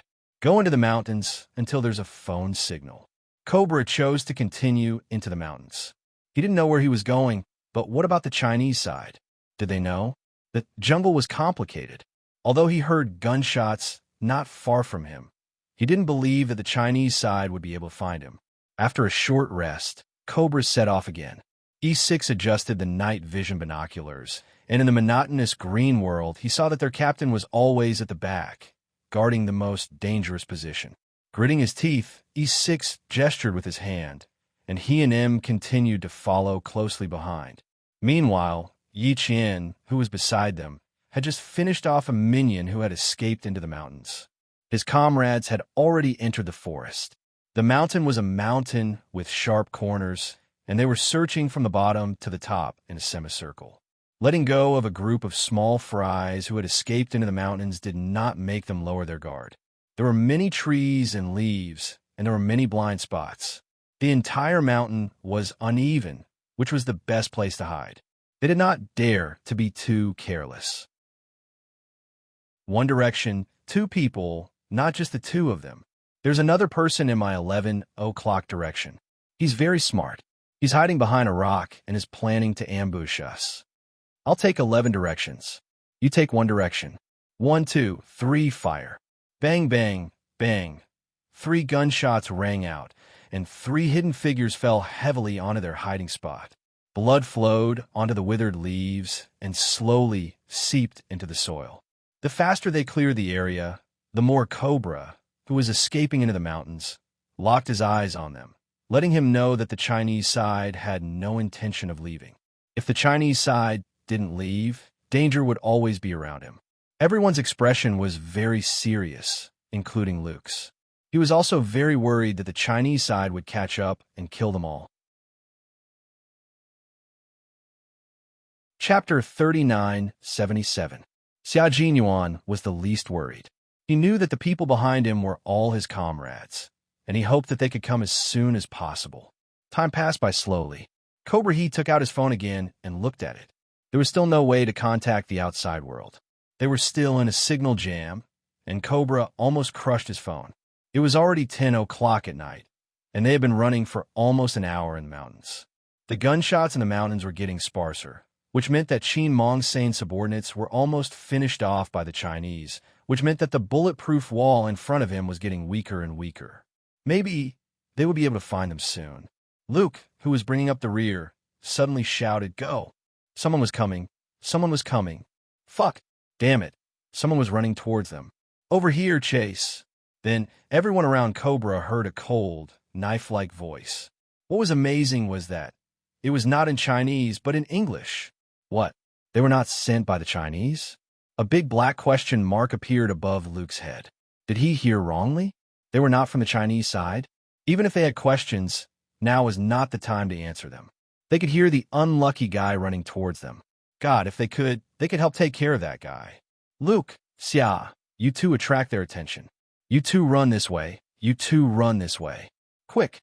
The danger was getting closer and closer, and Cobra immediately deployed his men. Other than his 4 bodyguards, the rest of his men scattered to attract attention. Split into 3 groups and chased them up. Yi Qian, who was holding his breath, told his comrades what he saw. After entering the mountains, Yi Qian's movement speed did not decrease, but instead increased. The 4 years of hellish training were not in vain, and the journey from the snowy mountains to the jungle was not a casual walk. The Snowfield Brigade was used to fighting in the jungle, and so was Yi Qian. As a sniper, she could quickly find a good vantage point, which was why she overtook E6 and M to keep an eye on Cobra and his men. In this way, she would be able to be closer to the man she loved. Xia Jinyuan knew that his comrade had been by his side the whole time, and his gaze on him was so familiar to him. He and Luke, who had arranged to bring up the rear, quickly hid and raised their guns. Now, he was not their captain, nor was he their comrade. He was their enemy. "There's more here. Catch up, catch up. Damn it, there's more here. You guys go up, we'll go this way." They communicated in fluent English, and Luke tightened his grip on the gun when he heard this. He stared straight ahead. Even if he couldn't see anything, he would still keep his eyes wide open. Bang, bang, bang. Gunshots rang out again. This time, the gunshots came from beside Cobra. The bullets hit the trees, and the wood splashed on a Cobra's face. Both sides faced each other, and the atmosphere suddenly became tense. The bodyguards beside him began to fight back. Since they had been targeted, they had to fight back. Luke also fired. He fired in the direction of the swaying leaves, not sure if he hit the target. "We're lacking a set of night vision equipment. Xia, we need a set of night vision equipment." Luke, who quickly hid after firing 2 shots, said in a low voice while panting. Chapter 39:78. Xia Jinyuan glanced at it. He didn't think that Luke would be able to snatch a set of night vision equipment from his comrades, especially now that their whereabouts were all known by their comrades. Continuous gunshots came from the west, and Luke heard 2 familiar screams. It was Cobra's bodyguards. They split up to attract the attention of the guys who spoke English. They didn't know which country they were from. It was very tragic. They were killed before they could escape. I think we should leave first, Luke said as he got up and moved closer to Cobra. The three Cheen Mong Sane subordinates, who were chased halfway up the mountain by the Snowfield Brigade, continued to shoot while running with pale faces. They didn't have many bullets left. If they didn't get rid of these guys who were like leeches sucking on them, they wouldn't be able to see the sun tomorrow. They wanted to run further, but Cobra, who was right in front of them, was furious. 4 of his bodyguards kept moving forward, afraid that they would be found. The 4 bodyguards who were distracted had already been killed by their comrades from the Snowfield Brigade. Everyone began to concentrate on the mountain. Gunshots rang out continuously. 2 of Cheen Mong Sane's 3 subordinates were crippled, and 1 was killed. The 2 crippled men hugged their legs and screamed in pain. Cobra, who was running in front, didn't dare to stop. He ran on all 4s to escape. He wouldn't lose his life here, absolutely not. Hearing the sounds of people searching nearby, Cobra ordered 2 more bodyguards to cover the retreat. The gunshots from halfway up the mountain made even the smallest movement in the mountain tremble. Xia Jinyuan and Luke had a hard time retreating. The bullets almost penetrated the rock they were hiding in. Sharp pieces of rock scraped past their cheeks and left several bloody wounds. I'll shoot back now. You run immediately, Xia Jinyuan, who couldn't stand up straight due to the gunfire, said to Luke, you need to protect Mr. Cobra and leave here. I'll block them. Quick. Then, you support me from the front. Do you understand? 1, 2, 3. Run. Xia Jinyuan fired to suppress them. He did not know if the bullet would hit his comrade who had been fighting side by side with him, but he needed to bring up the rear. He needed Luke to return to Cobra first. When the gunshot rang out, Luke, who was bleeding from the corner of his mouth, rushed out. He needed his good buddy to receive him from the front. Brushing the leaves with his arms and stepping on the moss-covered stones, the agile Luke instantly rushed out several meters. He was in front of Xia Jinyuan to help them retreat. In front of them, E6 touched his head. Just now, his head was really close to exploding. Almost had my head blown off just now. Brothers, I'll die first. You guys continue. E6 laid down on the loose and soft leaves. His chest heaved up and down, and sweat kept coming out from his forehead. His tense nerves relaxed bit by bit as he panted. According to the plan, once one of Cobra's bodyguards was killed, someone on their side would have to die as well, who would believe that they would just shoot without sacrificing themselves. Luke heard the sound of something being dragged away. Someone was shot, and his companions were dragging him away. It was Xia who had shot their pursuers. At the same time, he had angered them. They're still running forward. Don't let them leave alive. They're right in front. Quick! He heard the people in front of him speak in a language that he could understand, but he didn't know which country they were from. The guns in their hands were continuously fired in the direction of the voice. He heard a muffled sound and the sound of a person hitting the ground. He had hit the target. Xia, retreat. Chapter 39-79. Luke roared as he continued to fire.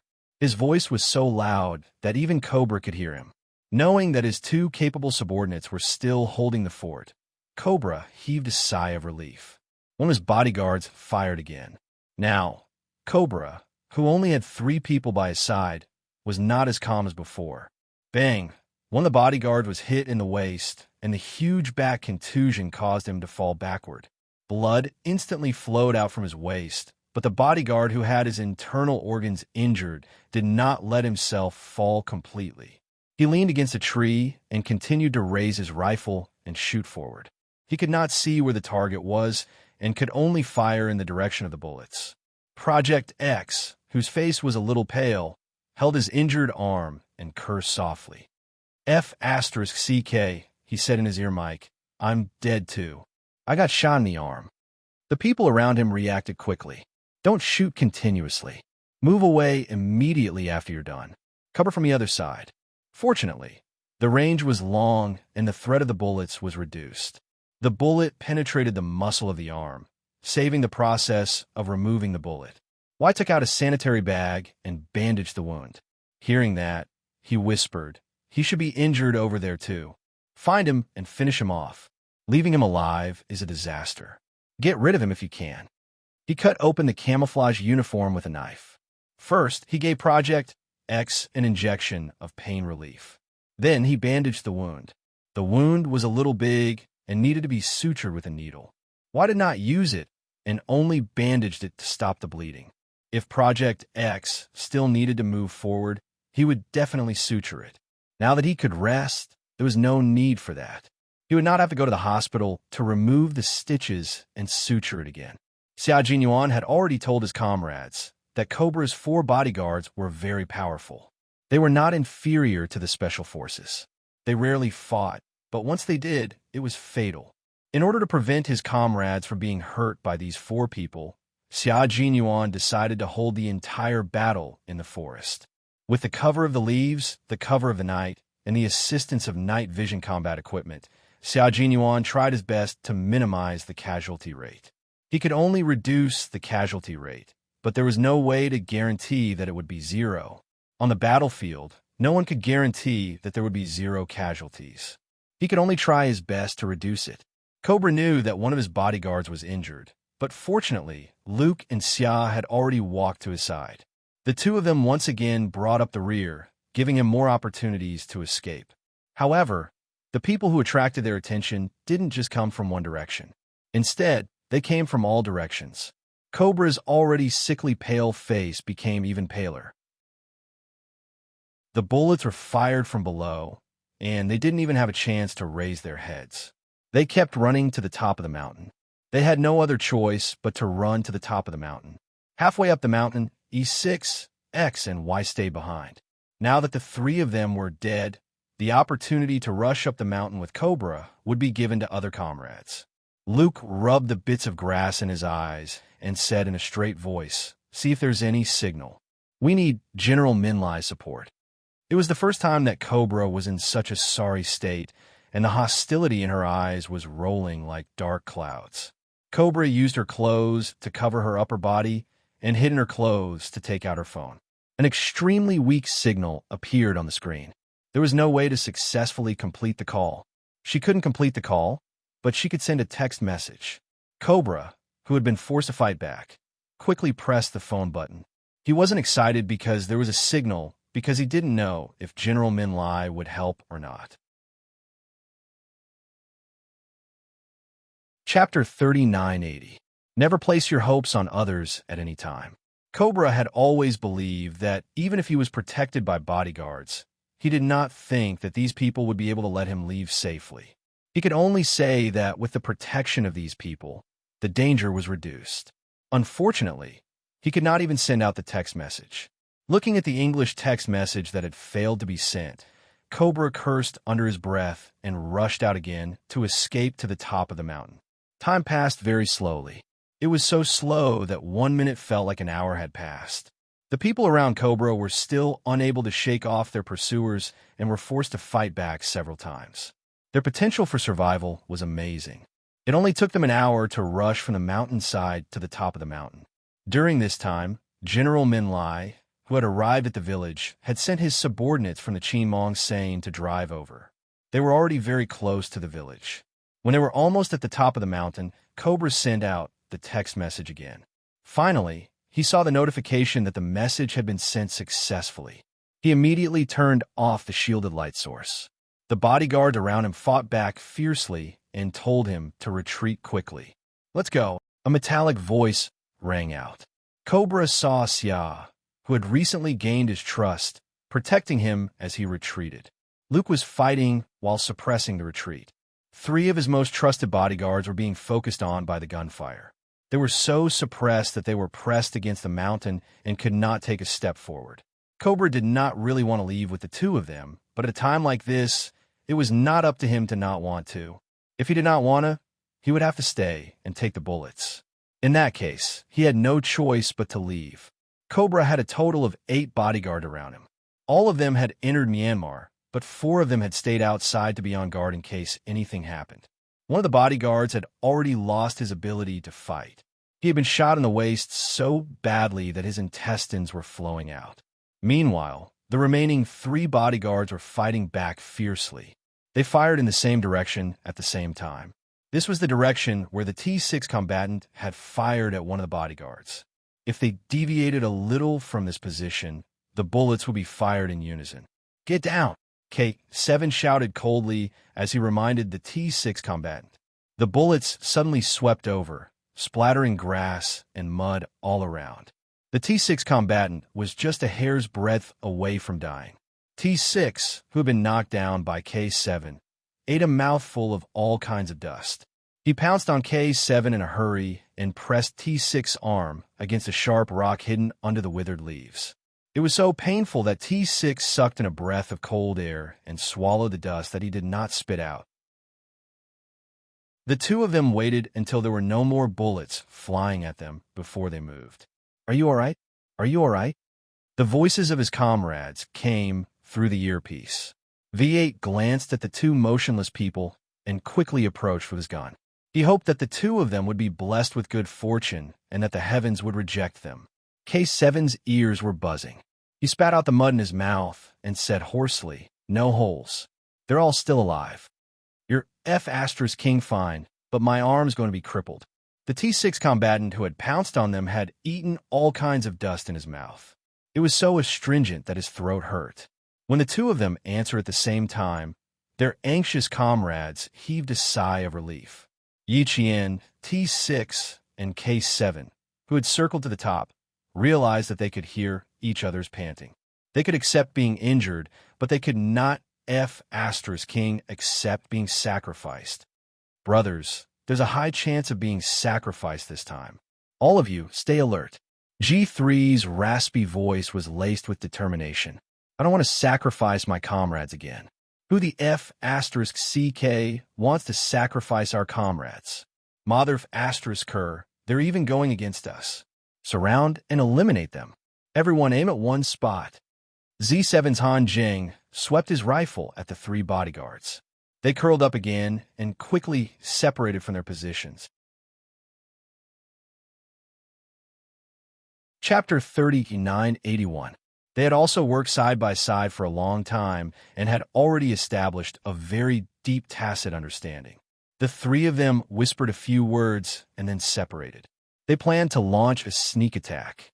General Min Lai, who was waiting for his two platoons in the village, received a text message. His English was average, and he could speak a few sentences, but it was a bit difficult for him to read a long text. He brought the translator who was supposed to communicate with Cobra, and General Min Lai's face instantly darkened. Cobra had sent him a text message telling him that Qin Mong Sheng had kidnapped a Chinese soldier and that the entire village had been destroyed.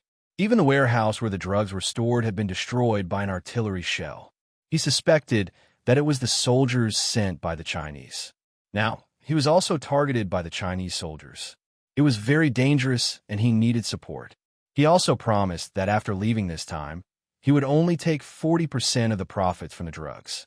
General Min Lai didn't take Cobra's promise to heart. His focus now was on the fact that the entire drug warehouse was bombed. It was full of drugs that needed to be shipped out this year. The drugs were money, and that was the money he needed to buy and sell the bombers. Now it was bombed. Bombed by the Chinese soldiers? Chinese soldiers? Illegally crossing borders? Was it possible? With Fong Guanlai's cautiousness and his style of never leaving any evidence for the neighboring countries, it was unlikely that he would do such a thing. Contact Cobra. I'll ask him personally. Thinking of his heavy losses, General Min Lai, who was so angry that his liver hurt, needed to ask Cobra what was going on. He didn't receive any news about Qin Mong Sane kidnapping the Chinese soldiers. Kidnapping the Chinese soldiers? Stupid thing. If Qin Mong Sane was with Cobra now, he would let Cobra take care of this idiot who dared to disobey his orders. Cobra's bodyguards were almost out of bullets. They threw the guns in their hands to the ground and tried to compete with their fists and feet with ferocious looks in their eyes. General Min Lai's call brought some color to Cobra's gloomy eyes. Now it was up to him to see if he would help. But would he be able to wait for reinforcements? Cobra, who was running all the way, felt the phone in his pocket vibrate. It should be General Min Lai calling. But he couldn't answer it now. Step on my shoulders and climb up, quick. Luke was roaring from below, and he was stepping on his shoulder, preparing to climb up a rock that was blocking the way. He needed to climb up quickly, because the bodyguards in front of him would not be able to hold on for long without the protection of bullets. After he climbed up, Xia Jinyuan said coldly to Luke, "You go up now and cover Cobra as they leave. I'll guard this place." "You can't hold on, Xia. We have to leave together. If I leave, they'll know that some of us have escaped, and they'll continue to chase after us. Neither Mr. Cobra nor any of us could wait for General Minley's help. So, Luke, listen to me. You have to escort Mr. Cobra out of here. Xia, let's walk to the rocks above the cliff. You, me, Luke, we can't leave." Cobra, who had climbed up, glanced at the bottom of the rock. He was very unlucky tonight. He thought he could escape, but he didn't expect to climb to a rock that was below the cliff. His phone was still vibrating, so he pressed the speaker button and quickly wrapped the phone with his clothes. Bang! Bang! The sound of gunshots reached General Minlai's ears. Cobra put away his clothes. His entire body was pressed against the rock, so he couldn't speak loudly. For the first time, he lowered his voice and said, "General Minlai, these are all gunshots. The people who brought the gunshots killed Qin Mong Sheng, burned the entire village, and even blew up the poison warehouse." Chapter 3982. I'm not sure if they're Chinese because they speak English and they're very good at fighting. The village had machine gun positions, sentry posts, and so many people, but they were all wiped out by them. I need you to determine if they're Chinese soldiers. Although his voice was soft, it was very cold. The wind on the rock was a little strong, and Cobra's limbs were cold. Even his hand that was holding the phone was a little stiff. After all, Qin Mong Sheng captured Chinese soldiers and sent us photos of them forcing Chinese female soldiers to kneel. He used the worst method to recover the drugs that were seized by the Chinese border anti-narcotics police. It's really, really bad. Cobra was angry, but the angrier he was, the calmer his expression was. Only his voice was very cold and suppressed. General Minlai had already kicked several chairs into the air. His voice was even colder than Cobra's. 2 platoons are on their way here. They're coming from my unit. I'll find out if they're Chinese soldiers. I'm very satisfied with your terms of cooperation, provided that you're alive to fulfill them, Mr. Cobra. If you're not alive, then everything you say is nonsense and useless to me. General Minlai, you need military funds, and I also need to make more money. If I'm alive, you can quickly make up for your losses tonight. I can tell you with certainty that only I can make up for your losses in the shortest time possible, and I'll also make you a fortune. You need money and enough supplies, and I need money and enough ways out. General Minlai, we'll have a good cooperation. General Minlai, you must know the Matsuyama family of Japan. I've worked with them for many years, and I believe that I can become good partners with General Minlai. After a short conversation, both sides reached a verbal agreement. Cobra listened to the fighting in front of him and frowned. He said coldly to Luke, who was determined not to climb up the rock, "Luke has given you a chance.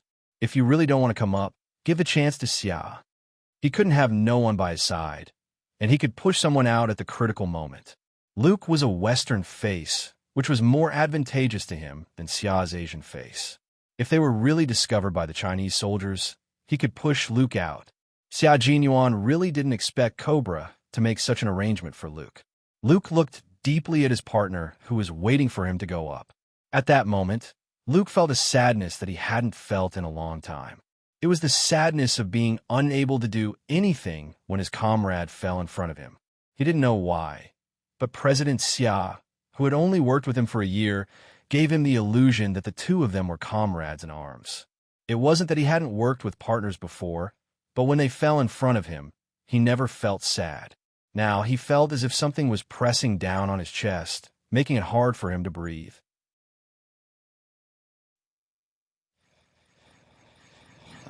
F*CK. If this guy didn't go up, who would save him when he got hurt? Cobra. Don't even think about it.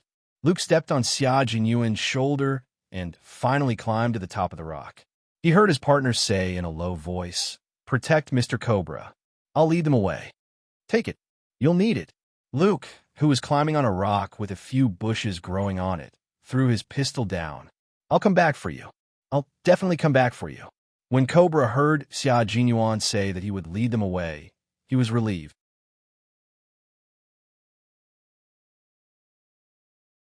Chapter 3983.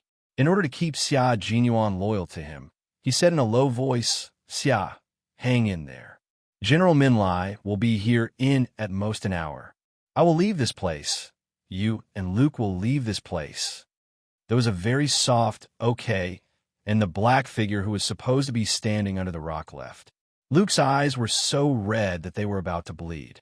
The Chinese soldiers.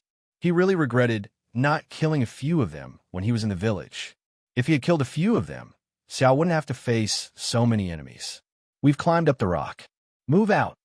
In the dark, G3 shouted in a low voice, and a few people came in the direction of the rock. At that moment, Luke's muscles were so tense that they felt like they were about to explode. Cobra's hands clung tightly to the uneven surface of the rock. When he heard the sound, he held his breath and warned Luke, "If you don't want to be discovered, stop panting." The rock was sloping and the bottom was a cliff. If he slipped a little, he might fall off the rock. Cobra.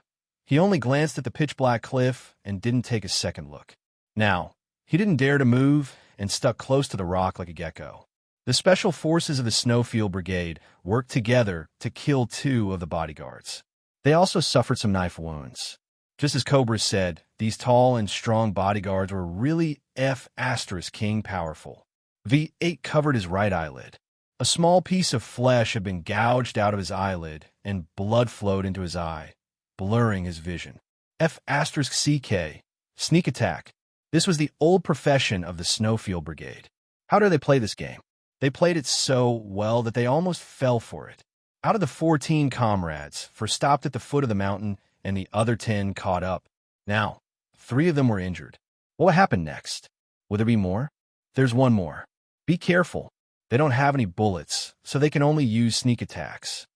Search left and right. Don't fall behind. In front, G3 and the others surrounded Xia Jinyuan. On the other side, T6 and K7 were on guard against each other, searching for the missing bodyguard. There were a total of 4 bodyguards. 3 of them were killed, and only 1 was left. There was one more person, the figure that was obviously taller than the Chinese soldier, carefully hid. He heard a very soft sound coming from above him. It was so soft that if one didn't pay close attention, there was no way to discover it. But he heard it. He clenched the dagger in his hand and waited quietly. V8 walked to the front. Yi Qian searched left and right and moved forward carefully. They both knew that there was still 1 target left, so they had to be very careful. V8 in front made a hand gesture, and the 3 of them once again slowly passed through the sparse forest at the top of the mountain. Their bodies lightly brushed past the leaves of the shrubs, and a slight rustling sound could be heard. The well-hidden shadow saw the footsteps of 2 people. He sighed softly and slowly squatted down. In the darkness, his eyes were different from the one in the middle. His eyes were grayish-brown and flashed with a fierce light. He was ready to finish off the last person who was alone. Gripping the dagger tightly, the black shadow who had seen combat power before tightened his muscles. He did not know whether his companions were still alive or not, but he had to fight for his own survival. The bodyguards who had been by Cobra's side and had fought countless battles were not afraid. Fear was useless. Killing the targets one by one was more effective. V8 continued to move forward. As soon as he took a step, he immediately retreated. At the same time, he raised his hand and signaled for Yi Qian and K9 to hide. It seemed like someone was hiding below them. Chapter 3984. I'll continue. You surround me from the back, okay? Okay. Yi Qian understood V8's gesture through the night vision goggles. She replied with an okay gesture and split up with her loaded rifle. Not being left alone meant that they wouldn't be left alone if they didn't know where the other party was. Now that they knew, they had to surround him. The other party might have discovered them and was waiting for an opportunity to strike. Therefore, they had to strike first. They didn't tell the other comrades. If they were too close, they might be discovered if they spoke. Even their footsteps were very light. They couldn't make any more noise. The black figure hiding in the darkness was very calm. When he heard the soft footsteps again, he frowned slightly. It seemed that there was only one person's footsteps left. He might have been discovered. Yi Qian, who came from behind, hid in the bushes. When she saw a figure hiding in the bushes, she raised her gun and aimed at the back of the other party's head. Bang! The gunshot rang out. Cobra's heart sank. Her subordinates had run out of bullets. The one who fired was a Chinese soldier. Was it Xia Zhongxiang or another bodyguard?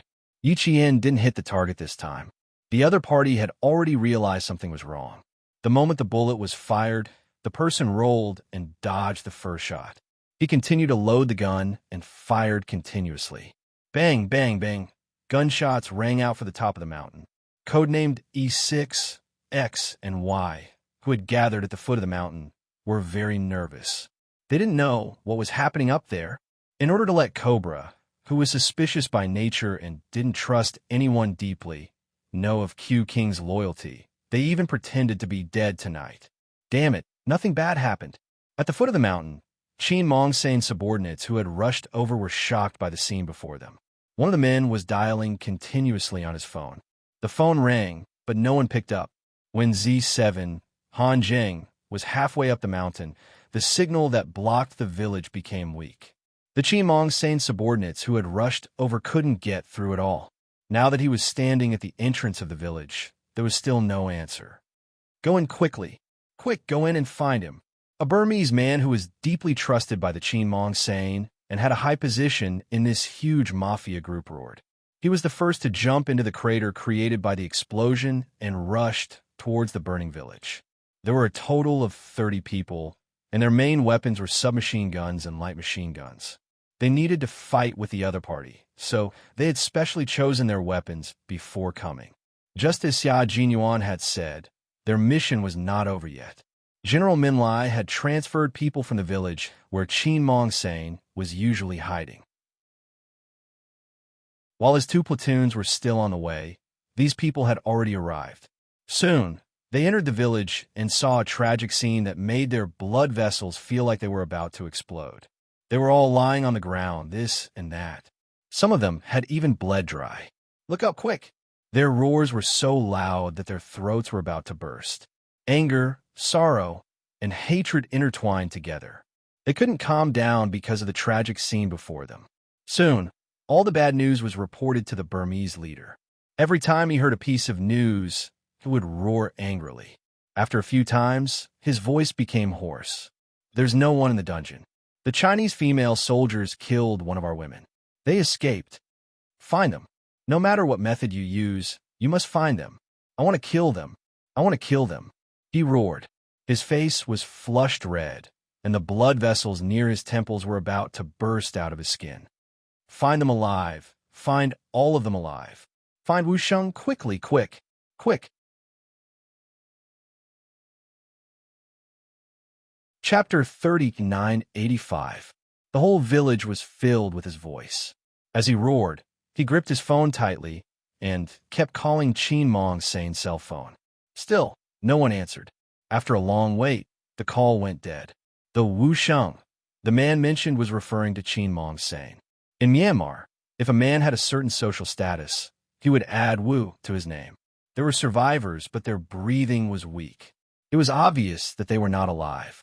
They continued to search and finally found their boss, Qin Mongsane. Halfway up the mountain, E6, X, and Y heard the gunshots in the sky. It was so dense that the 3 of them jumped up in shock. Their faces instantly turned serious. Q King was right. What's the situation up there? F*CK, there are people down there. All of them are shooting in the sky. Y immediately contacted the higher-ups. They were a little far away. In order to maintain wireless communication, they all walked up to the mountainside to maintain normal communication. The concentrated gunshots in the sky could be heard clearly by the comrades of the Snowfield Brigade at the top of the mountain.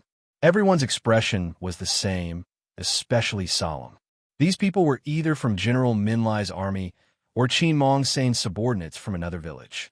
Qin Maoxing's subordinates, who were guarding the borders of several countries, were all people who had clashed with the regular armies of various countries before. They had always been fighting in the jungle.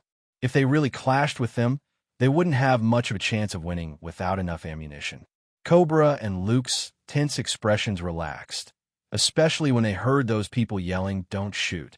He whispered to Cobra, "Mr. Cobra, General Minlai has sent people over. I have to go down and help Xia. There are still a few people. It will be difficult for Xia to defeat them." Cobra's cold hand gripped Luke's wrist. His action told Luke that he was not allowed to go down. Before General Minlai's men came up, he and Luke had to stay here. Even if Qin Mongsane's subordinates came up, they could not come out. Qin Mongsane was killed, but he and Luke were still alive. What would happen to those people who were filled with anger?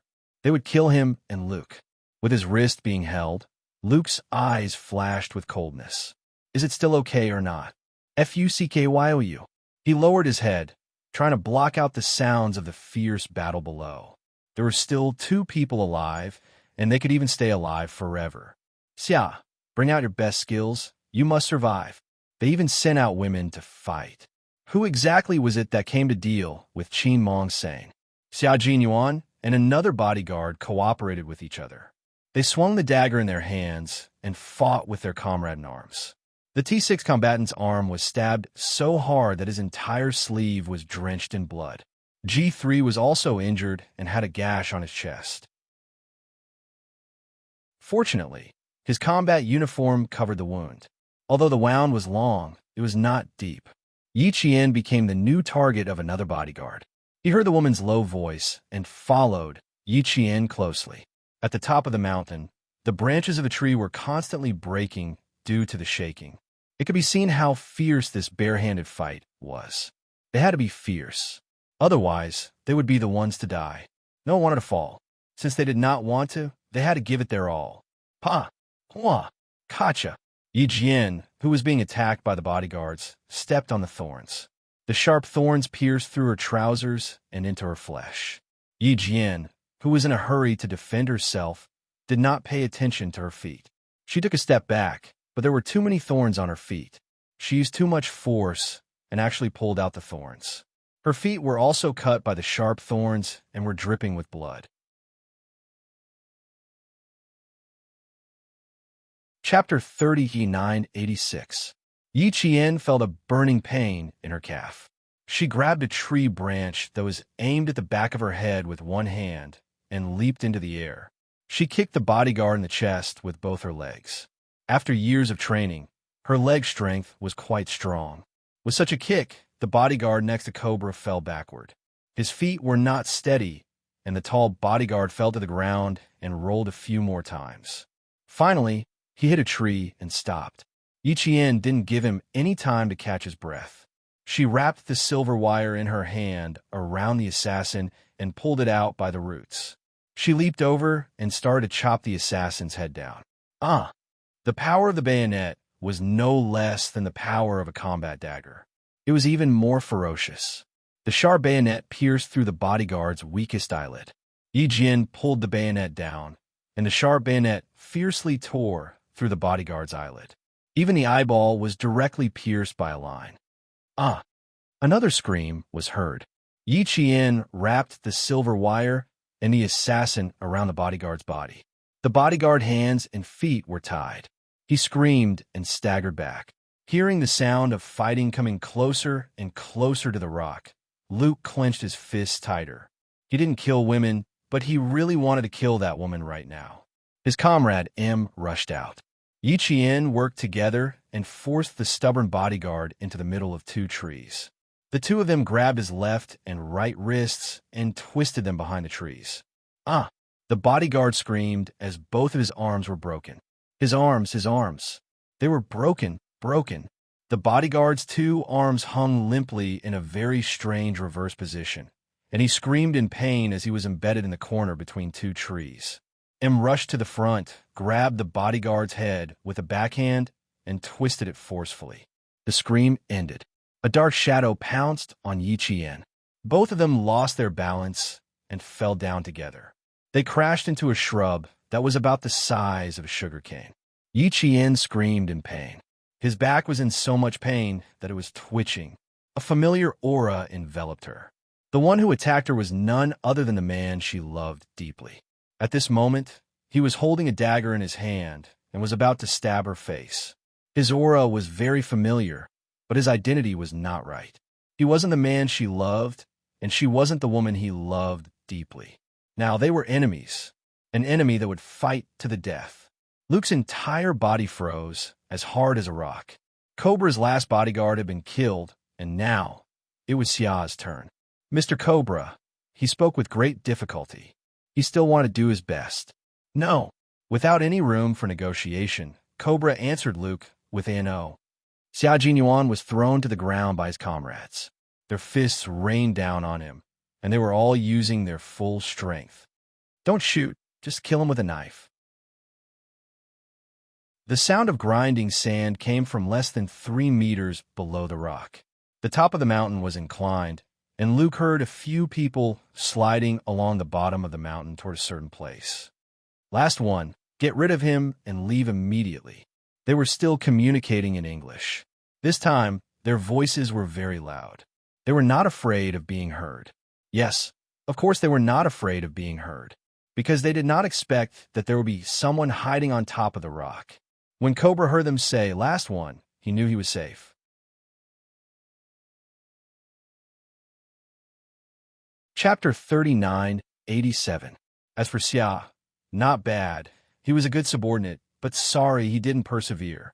Xia Jinyuan was pinned down by his comrades. He didn't say a word. His slender legs kicked hard. Finally, he reached the top of the tree. Using the force of the rebound, he lifted his right leg and kicked the person on top of him. He didn't even know who it was. It was not that the members of the team Shuiyu had not fought with Xia Jinyuan before, but they had never fought with him to the death like this. The real battle was about to begin. Back then, he had suddenly joined the team and became their new captain, Q King. Just how strong was he? Yi Qian was flipped over by him. Her body, which was lighter than most of the male soldiers, slammed into the tree. She tasted something sweet in her throat and fell to the ground with a loud wah. She spat out a mouthful of blood. G3's thigh was in so much pain that he almost couldn't hold on to it. And was even worse. He was still rolling down the mountain. K7 didn't break free. He was still holding onto Xia Jinyuan's wrist. He asked softly, it's about time. If Qing Niao continues to fight, her bones will be injured. I'm ready. Just now, their captain had suddenly picked up Qing Niao and slammed her against the tree. At that moment, they really felt his murderous intent. K7's heart jumped to his throat when he heard Qing Niao's muffled scream. Captain, are you going to beat Qing Niao to the point where she has to be hospitalized again? Xia Jinyuan didn't want to beat his woman to the point where she has to be hospitalized. He only wanted to throw his lover to the side. It would be best if she fainted. That way, she wouldn't be able to see what was about to happen. Therefore, he once again laid his hands on his own woman. K7's words made Xia Jinyuan look in a certain direction. He couldn't see her figure clearly. He could only see a lump of black lying on the ground. She hadn't gotten up yet. Little fox, I'm sorry for attacking you again. Now that it was time to end it, he had to go to the hospital for a proper checkup. Just now, he had used a lot of his strength. He didn't even know if this fall would cause any problems. Xia Jinyuan did not struggle anymore. He was fighting against 6 people at the same time, and his strength was quickly depleted. He could not hold on for much longer. Last hit, he whispered to K7. Do it now. Don't let Qing Niao see this. He nodded. Luke and Cobra, who were hiding on top of the rock, heard Xia Jinyuan's beast-like voice. He seemed to be exhausted by the guys who surrounded him. They also heard the sounds of trees being knocked down. They also heard the angry sounds of those guys chasing after him. They didn't intend to leave anyone alive. Xia Jinyuan rushed down the mountain like a madman, giving Luke and Cobra the impression that he was going to break out of the encirclement. Luke stuffed a mouthful of grass into his mouth. He shoved the grass into his mouth with all his might. Finally, he swallowed back the roaring in his heart. Run, run down the mountain. There are people coming from below. Lure everyone into the village. Xia, run. Don't let him run down the mountain. Quick, chase after him. The person on top roared, the seething, killing intent causing Luke's forehead to bleed as he forcefully pressed against the rock. Xia Jinyuan ran, but before he could run far, someone grabbed his waist and pushed him down. Xia Jinyuan was pinned down by his comrades. Z7 heard his old friend whisper, "Kick me further away. Don't let Qing Miao see me."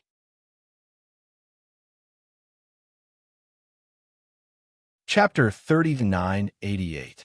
Z7's eyes were bloodshot from the beating, and his nose was immediately stuffed. He was still worried that Qing Miao would be worried. "I can't kick him anymore if I keep kicking him." Z7 grabbed Xia Jinyuan's collar tightly with both hands. He knew what was going to happen next, and his neck was swollen and red. The veins on his neck were bulging, and he looked ferocious. He leaned over and whispered in his ear word by word while suppressing his grief and anger. "If you continue to be King beaten by us, you'll really be crippled. That's it done. We'll stop here. Don't King dawdle with me anymore." Z7 released his grip, and K7 pounced over to take his place. They were now at the final step. Their final step was to really kill their captain. Everyone knew this except for Yi Qian. Yi Qian, who had been smashed into a bush by Xia Jinyuan, wiped the blood from the corner of her mouth. She got up again and turned her head to look at the dark sky. Her gaze landed on the towering rock, and her eyes turned cold. Today, Captain Xia was tortured all because of that Cobra guy. She didn't know how long the man she loved would continue to torture himself. If this continued, he would really be seriously injured. None of her comrades showed any mercy, including her. Every time they fought, she used all her strength, because he said, "Qing Miao, I'm your enemy now." Showing mercy to your enemy is the biggest mistake you can make. She didn't show any mercy and hit him very hard. She could still hear her comrades pouncing on their captain again. She felt a sharp pain in her back and was also chasing after him. Suddenly, she heard G3 shout in English to hide their identities. "Do it quick! Do it! Didn't they already do it?" Yi Qian seemed to have felt something. He suddenly felt the blood in his body freeze and his heart sink. It was as if he had fallen into a cold lake, and an uncontrollable chill rose from his heart. Something was wrong. Something was wrong. There was something very wrong with them. What were they trying to do? What were they trying to do to Captain Xia? Panic swept over her like a tsunami. She looked up and saw several figures twisting and tearing the bushes in front of her. Yi Jian didn't know what to think at all. There was only one thought in her mind, which was that she must rush over and stop them. Yi Qian rushed over quickly. Just as he was about to fall, she saw K7 in the green world raise a dagger and stab it in her man's chest. Yi Jian, who almost bit her tongue off, suppressed the urge to say no and pounced on him with her mouth full of blood. A second ago, she had grabbed K7's wrist and stabbed the dagger into her man's chest with K7. K7 had just stabbed her man's heart with a dagger. The spirit in her eyes instantly turned into a blazing gray. It was no longer full of spirit, only a vast gray color. She lowered her gaze and saw the sharp dagger piercing her man's chest. She even saw that the dagger was still moving with the rise and fall of his chest. The dagger stabbed into Captain Xia's chest. It was a real dagger stabbed into Captain Xia's chest. She was so close to stopping it. Just a little bit more. A mouthful of blood gushed out from his throat and sprayed all over Xia Jinyuan's face. Xia Jinyuan, who had been stabbed in the chest, wanted to raise his hand to caress his lover's hand. However, a mouthful of tears of blood spurted out. The warm blood sprayed all over his face, making his originally pale face even paler.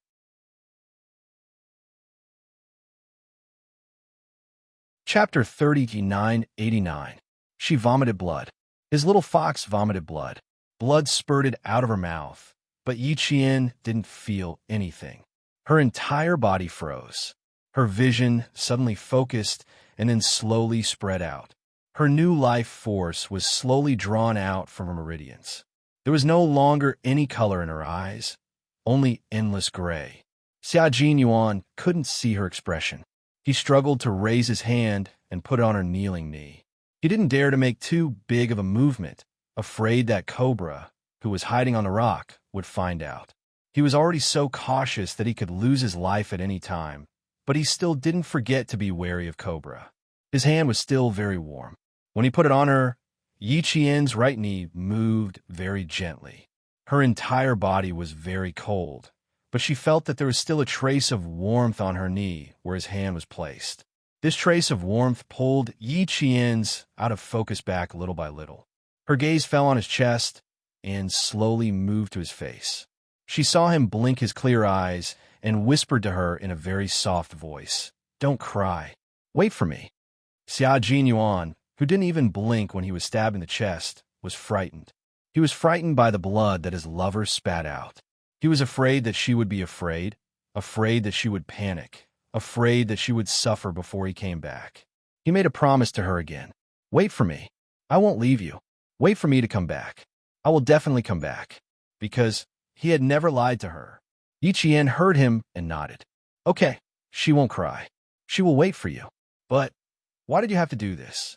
She blinked her eyes as the blood in her chest continued to surge. She wanted to ask him, why did he do this? Why did he have to be so cruel to himself? What kind of bastard was Cobra? Why did he have to use his life in exchange for her trust? Why? Why did he have to hide it from her? Why did he have to be so cruel to himself? Didn't he know how much her heart ached? The knife stabbed in her chest, and it was really, really painful. K7 let go of his hand. He then realized how much his wrist was trembling. As a forensic doctor, he used the fastest and most ruthless speed to stab their captain's heart, the layer of pericardium that was not fatal. Looking at Yi Qian, K7 wanted to comfort her. Yi Qian wanted to ask why, but as soon as he opened his mouth, a blood clot fell into K7's outstretched hand. K7 raised his head and stared at Yi Qian's mouth. The warm and soft ball of blood caused K7's hand to shake. He was so shaken that he could barely hold the ball of blood. He raised his other hand to touch the ball of blood. It wasn't his tongue that had been bitten off. It was a lump of blood. K7's back suddenly relaxed. He didn't want to participate in this kind of mission ever again. It was too cruel to everyone. K7, you are a forensic doctor, your captain, and I believe in your professional ability. The most important and crucial part of this mission will be handed to you. Use the dagger in your hand to stab your captain's pericardium. In the entire team, only you can do this. On the phone, Major General Yang gave him this order. After a minute of silence, he said, "I refuse." "No, you don't have the right to refuse. K7, this is a military order. A soldier's duty is to follow orders. You don't have the right to refuse." He accepted the order and followed his duty. He stabbed the non-military dagger into his captain's heart.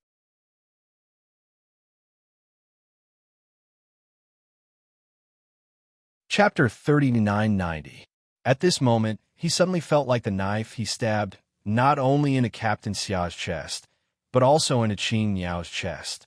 Now, he was still holding on to the blood that fell out of Qing Niao's mouth. Her tongue had been bitten by her, and the injury was very serious.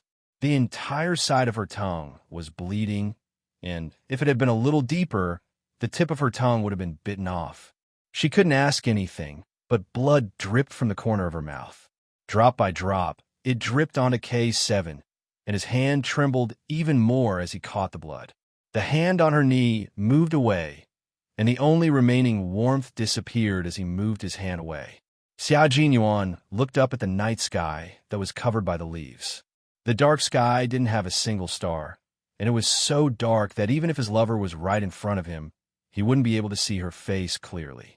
The hand that moved away from her knee gently touched Yi Qian's arm, then slowly moved up until it touched Yi Qian's arm. Finally, his hand stopped there, and he said softly, "Let's go. Deal with it. Retreat." G3 shouted in a low voice, then lowered his head to Xia Jinyuan's side and said softly, word by word, "We will wait for you to come back. You have to F*** King hold on for us. Take care of her." Xia Jinyuan only said 3 words, and he knew that she had just spat blood all over his face. In the end, she witnessed the entire process, and she knew why he had to hide it from her, why he had to hide it from all his comrades. He still hurt her and even let her see it with her own eyes. It deviated from his previous plan.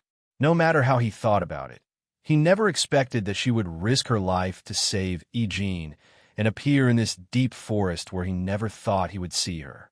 He really never expected that. He even said that he had to hide it from her, but in the end, she actually witnessed it with her own eyes. Xia Jinyuan blinked softly, then slowly closed his eyes. He was a little tired, and he wanted to rest for a while, but he couldn't fall asleep. If he really fell asleep now, then he would really fall asleep. Yi Qian left. She was dragged away by Z7 and G3. Everyone retreated, including E6, X, and Y, who were halfway up the mountain. They left very quickly. Even though they were injured, they did not stop for a moment. Yi Qian, who had been dragged away from Xia Jinyuan, looked at the figure that had fallen into the bushes and was gradually covered by the leaves. She could no longer see the figure clearly. The grief in her eyes spread like water, and her heart was so cold that there was no trace of warmth. All of the warmth disappeared as he lay there quietly with the knife in his body. Amidst the sound of retreating footsteps, she moved further and further away from him until she could no longer see where he lay. Yi Qian opened his mouth and spat out another ball of blood. He said in a muffled voice to Z7 and G3, who were dragging him, "I can walk on my own. It's a waste of time to carry me. If you have anything to say, leave this place first." If he told her to leave quickly, then she would definitely leave this place quickly. She had also heard the gunshots at the foot of the mountain. Qin Mongsane's subordinates had already arrived. Captain Xia was injured, and her comrades were also injured. She had to survive this, and she could not implicate her comrades. If there was anything to say, say it when they reached a safe place. Yi Qian's words made G3 and the other 14 people feel relieved. G3 said in a low voice, "Okay, let's talk properly when we can rest." They hid it from Qin Niao. If Qin Niao was not here, then they could continue to hide it. But Qin Niao was here, and they let her know that they hid it from her. Sigh. Now they felt very uncomfortable. Let's retreat first. If there's anything to say, say it later.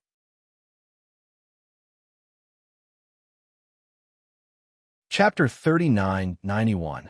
At the foot of the mountain, half of Qin Mongsane's subordinates rushed into the mountain. Cobra had already contacted General Min Lai and told him the location. At this moment, other than leaving half of the people to continue searching for Qin Mongsane in the village, the rest went into the mountain. It was very quiet at the top of the mountain.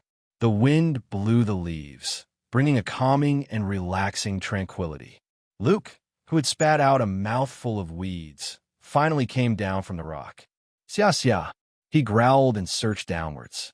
He was so panicked that when he took out his phone, it slipped out of his hand and fell into the fallen leaves. "Shit!" He scolded himself and hurriedly felt around his feet. When he found his phone, he turned on the screen with trembling fingers and used the weak light to look for his partner. Cobra had not come down yet. He continued to watch, worried that the group that left would return. After waiting for about 3 minutes to make sure that it was safe, Cobra, whose limbs were a little stiff, finally came down from the rock.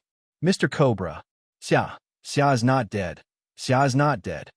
Luke's voice came from below. Cobra, who had just stabilized himself, blinked his eyes. That siege actually did not kill him. The mountain was slanted. Cobra, who was wearing leather shoes, slipped and fell on his butt. He instantly slid down. Xia Jinyuan heard Luke's voice. He was a little impatient and said weakly, "Shut up, idiot." After getting a response, Luke suddenly held Xia Jinyuan's face and planted a kiss on Xia Jinyuan's sweaty and blood-stained face. "Buddy, you should thank God. You're actually still alive." Cobra called General Min Lai and got a helicopter to rescue him. Before the rescue team arrived, Cobra half-squatted and looked down at the subordinate who used his life to protect him. He said calmly, "Xia, you've always been the subordinate I admire the most."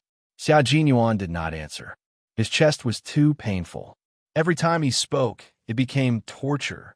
He needed to be more careful now. If he really lost his life, his little fox would be very sad. In order to wait for him, in order to wait for his comrades, he had endured until now. He had to protect his own life. Half an hour later, General Minlai's helicopter arrived. Luke fastened his back to prevent his back from arching and pressing on the dagger in his chest, causing a second injury. Then he tied him back to back with Luke and slowly pulled him back to the helicopter. Cobra thought that it was a miracle that he was still alive with a knife in his chest. Qi Mongsheng's subordinates searched from the foot of the mountain to the top of the mountain, but they didn't find the people who destroyed their entire village and killed their boss. Even though they chased them in the jungle of the jungle, they could not find them. They had suddenly appeared and disappeared in a thin air, leaving no trace behind. No one knew who they were or where they came from. No one knew, including the last 3 survivors. Cobra said to Minlai, "I'm very sorry, General. At that time, I was also in a very difficult situation. I didn't see any of them clearly. I only know that there was a woman among them. All of them spoke fluent English, so I couldn't be sure if they were Chinese soldiers. But, General, I think it's very likely that they were Chinese soldiers. They were very organized and very efficient. Only professional soldiers can do that." Xia Jinyuan was still in surgery. Cobra and General Minlai were talking about what happened tonight.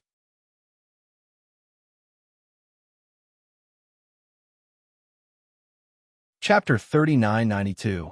His assumption made General Minlai fall silent for a while before he replied. "I have been in contact with the Chinese side for 15 years. From what I know, the Chinese side is very cautious. They have never sent professional soldiers to illegally enter our country with weapons." General Minlai's every word was carefully thought out, and each sentence was full of deep meaning. It was unknown if Cobra had thought of it. "Also, I have had a phone conversation with the Chinese border guards. They said that they have not received any news of the Chinese female soldiers being kidnapped, nor have they received the so-called photos you mentioned. Mr. Cobra, are you sure that the women you saw were Chinese female soldiers? Were they really Chinese female soldiers? We did not find any cameras or film at the scene." The other party thought that everything he said was impossible, so there was no need for him to help them analyze it. Cobra raised his hand and rubbed his forehead. He replied with a tired face, "I can't be sure if they were Chinese female soldiers now. I only know that the 3 women did speak Chinese. Female soldiers who can speak Chinese are not necessarily Chinese, and those who wear Chinese military uniforms are not necessarily Chinese female soldiers. The Chinese side said that no female soldiers were kidnapped, so we can only suspect." General Minlai's expression was very serious. He knew that Cobra's analysis was not impossible, but if he admitted in front of Cobra that Qin Mongsane had kidnapped Chinese female soldiers, then Cobra would have a hold on him. Therefore, even if he knew that Qin Mongsane had kidnapped Chinese female soldiers, he could not admit it. If the Chinese side did not mention it, then he could not bring it up either. If he did not let it go, the Chinese side might have a talk with the Burmese side. By then, the few political opponents in China who wanted to drag him down would know that he was working with the Burmese mafia, Qin Mongsane. In the end, Minlai would be the one to suffer. Now that he had lost a large amount of drug money, he was heartbroken, but there was still Cobra. The drug chain under Qin Mongsane was still there, and he could control the entire drug chain.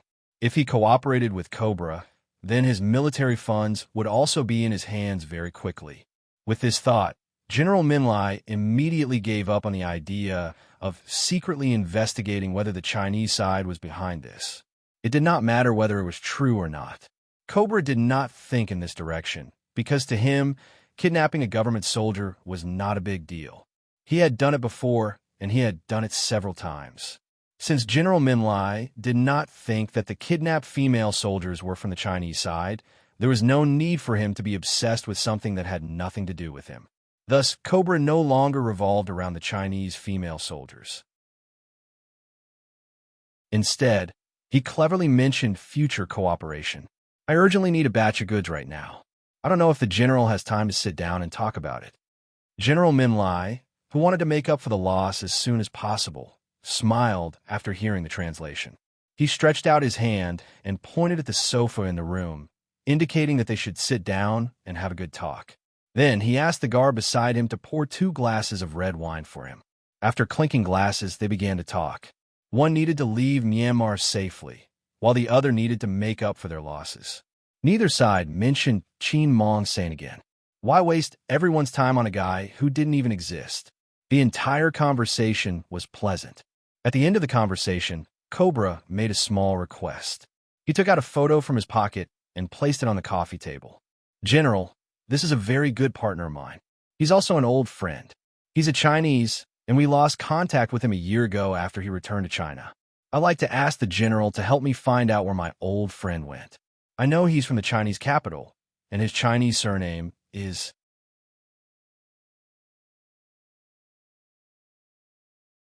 Chapter 3993. Cobra tried to recall his old friend's Chinese name. He wanted to say his full Chinese name, but after thinking for a while, he realized that he could only remember his old friend's surname. Li he seems to be. Li, Chinese surnames are too complicated. Sorry, I forgot my old friend's Chinese name. Cobra was a little helpless. He didn't expect that he would need to find his old friend one day. If he had known, he would have remembered his old friend's Chinese name. General Min Lai picked up the photo on the coffee table and said with a smile, "It's okay to have a photo. I'll check it out and tell you immediately if I have any news." "Thank you very much, General. Here's a toast to you." Cobra picked up the crystal goblet and clinked glasses with General Min Lai to show that they had a pleasant cooperation. They were now in the capital of Myanmar, and Xia Jinyuan was undergoing surgery in the best hospital in Myanmar. Now, Cobra and General Min Lai, who came with her, were staying in a hotel not far from the hospital, waiting for news from Luke. There were 2 tall and strong Western men guarding the door. When they saw Cobra come out of the room, they bowed slightly and followed him back to the room. There were 2 people sitting on the sofa in the room. When they heard the door open, they stood up and respectfully received it. "I'm very satisfied with Xia's performance tonight. Now, I need you to immediately reinvestigate Xia's identity. I want more detailed information, including where he was born. I need all of it." "Yes, sir." One of the bodyguards in charge of the investigation nodded and directly dialed the phone in the room to start a new investigation on Xia Jinyuan's identity. After sending the bodyguards to investigate Xia Jinyuan again, Cobra poured himself a glass of red wine. After taking a few sips, he didn't feel sleepy and ordered, "Prepare some cash for me. Give it to me before dawn." "Yes, sir." In the room, Cobra explained the 2 things clearly and went into the bathroom to change. In the hospital, Xia Jinyuan, who was under general anesthesia, was undergoing surgery. Luke waited anxiously outside the operating room. He looked at the light at the door of the operating room from time to time, scratched his head with both hands, and sat down anxiously to wait. It had been 3 hours since the successful rescue, and Xia had been in the operating room for half an hour. He did not know when it would end or if the operation would be successful. Luke thought uneasily. He was clearly physically and mentally exhausted, but he just couldn't sleep for a while. Now, as long as he closed his eyes, his mind would be filled with the low roars of his partner for survival. Also, he said to himself, "Step on my shoulder and go up." He came up unscathed. As for Xia, who knew if she could survive the operation? Would he be able to survive? Yi Qian did not know. She squatted under the tree without moving. She pursed her lips and looked ahead. She did not want to say a word. No one bothered her. Even Z7 and T6 did not dare to disturb her. After bandaging Project X's wound, K7 stood up and looked to his side. When he saw Yi Qian, he walked over. Yi Qian's line of sight was blocked. She slowly raised her head and looked at K7, who was blocking her view. When she saw him, the scene from 3 hours ago came back to her mind. It was sharp and piercing, and it hurt her brain. K7 looked into Yi Qian's eyes and squatted down. He looked at her at eye level and said seriously, "Qing Niao, I know what you're worried about. He can survive. As long as we rescue him in time, he will definitely survive. I won't do anything that I'm not sure of."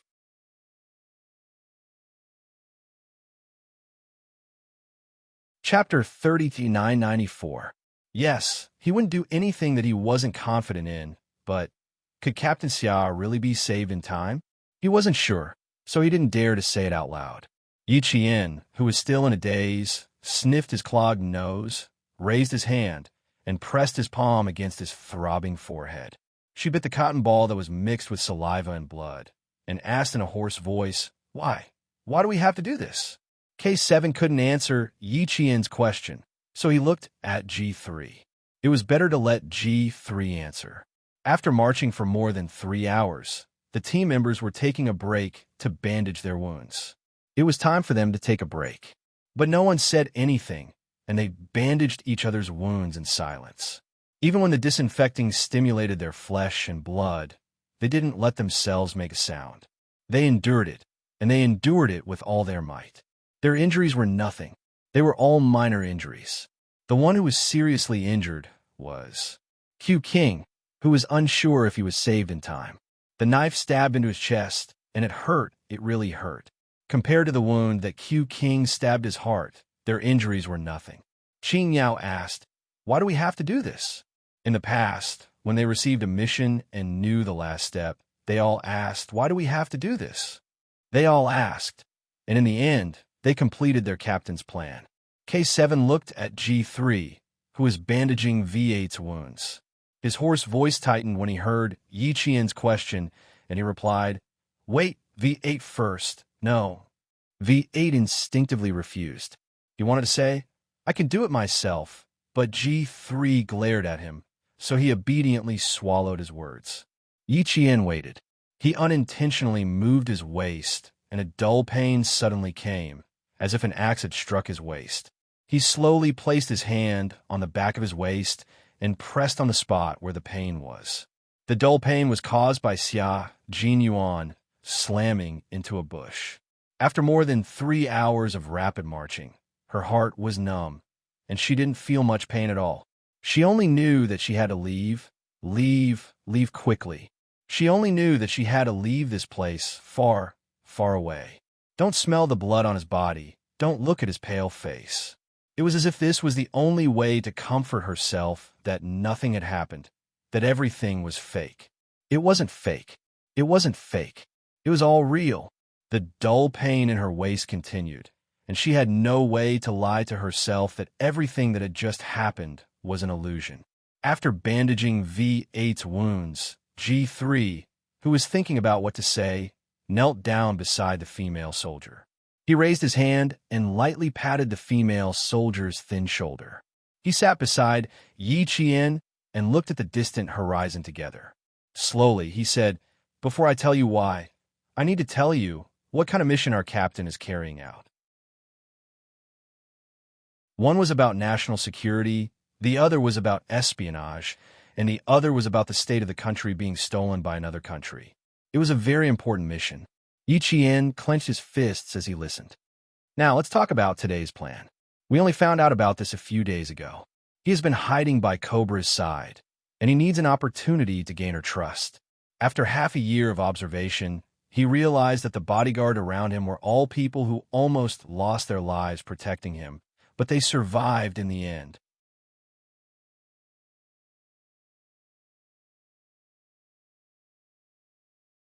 Chapter 3995. Yi Qian glanced at him. He wanted to ask if stabbing Captain Xia's chest was the opportunity to gain Captain Xia's trust. There's a man called Luke beside him.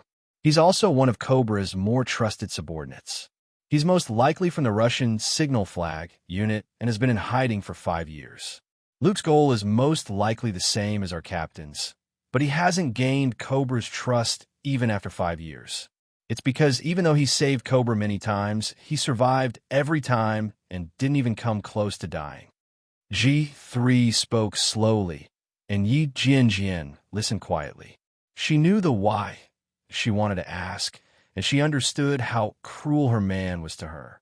Qing Yao, in order to complete his mission as soon as possible and return to our side, our captain used the most dangerous plan. You have to believe that he will return. All of us believe in him, including K7. He personally stabbed Captain Xia's chest because he knew that Captain Xia wouldn't let anything happen to him. She also understood how much the man she loved and respected loved his country.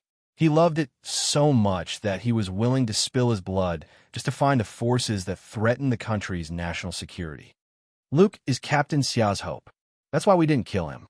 Captain Xia let him climb onto the rock so that he could survive and save him.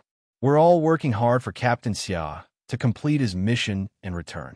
We're also very sorry for what happened tonight. We hid the last step of the entire battle plan. We're sorry, Qing Yao. G3 said in a low voice. He told them why Xia Jinyuan wanted to do this and why they cooperated. He also told them that when they knew that they had rejected the last step, Commander-in-Chief Xia said to them, "This is an order from your captain. This order means that he is putting his life in your hands. It's up to you to choose whether you want to obey or not." Their captain put his life in their hands. Could they refuse? They couldn't. Therefore, they all accepted it. In order to accurately stab into Captain Xia's chest, K7 used the dagger to stab himself in the chest a few times. The original plan was for K7 to meet with their captain in advance to practice. But the last step was skipped because Qing Yao was there. They were afraid that she would find out. When Yi Qian heard this, her heart ached even more. This time, she still did not allow herself to cry. There were no tears in her eyes, but her heart was bleeding. The more his heart hurt, the more blood flowed out. Too much blood flowed out, so much so that his throat was once again filled with a fishy taste. This was his mission because he needed to investigate the power behind Cobra. Because he needed to obtain more evidence, Captain Xia used his own life to complete the mission. He was still risking his life for his mission, and she was quietly waiting for his return. Yi Qian spat out the blood cotton ball in her mouth and stuffed a new one into her mouth. She looked at G3 and tried very hard to make a slight smile on her face. "I believe that he will definitely come back. He never does things that he's not confident in." She was too calm. Other than spitting blood all over Q King's face, Qing Yao had always been very calm. She had calmly said, "She'll go by herself." She had calmly chased after them without falling behind. Now, she was looking at him so calmly again and saying something with a faint smile. G3 did not feel happy because of this. He panicked a little. "Qing Yao, if you want to cry, just cry. You don't have to hold it in front of us."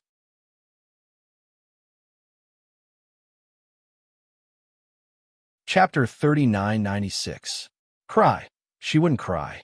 He said, "Don't cry. Wait for him." She nodded in agreement. Don't cry, she wouldn't cry. What was the use of crying now? Yi Qian touched her sweat-drenched face and said with difficulty, "I don't want to cry. I just want to wait. Wait for our captain to come back. Wait for her lover to come back."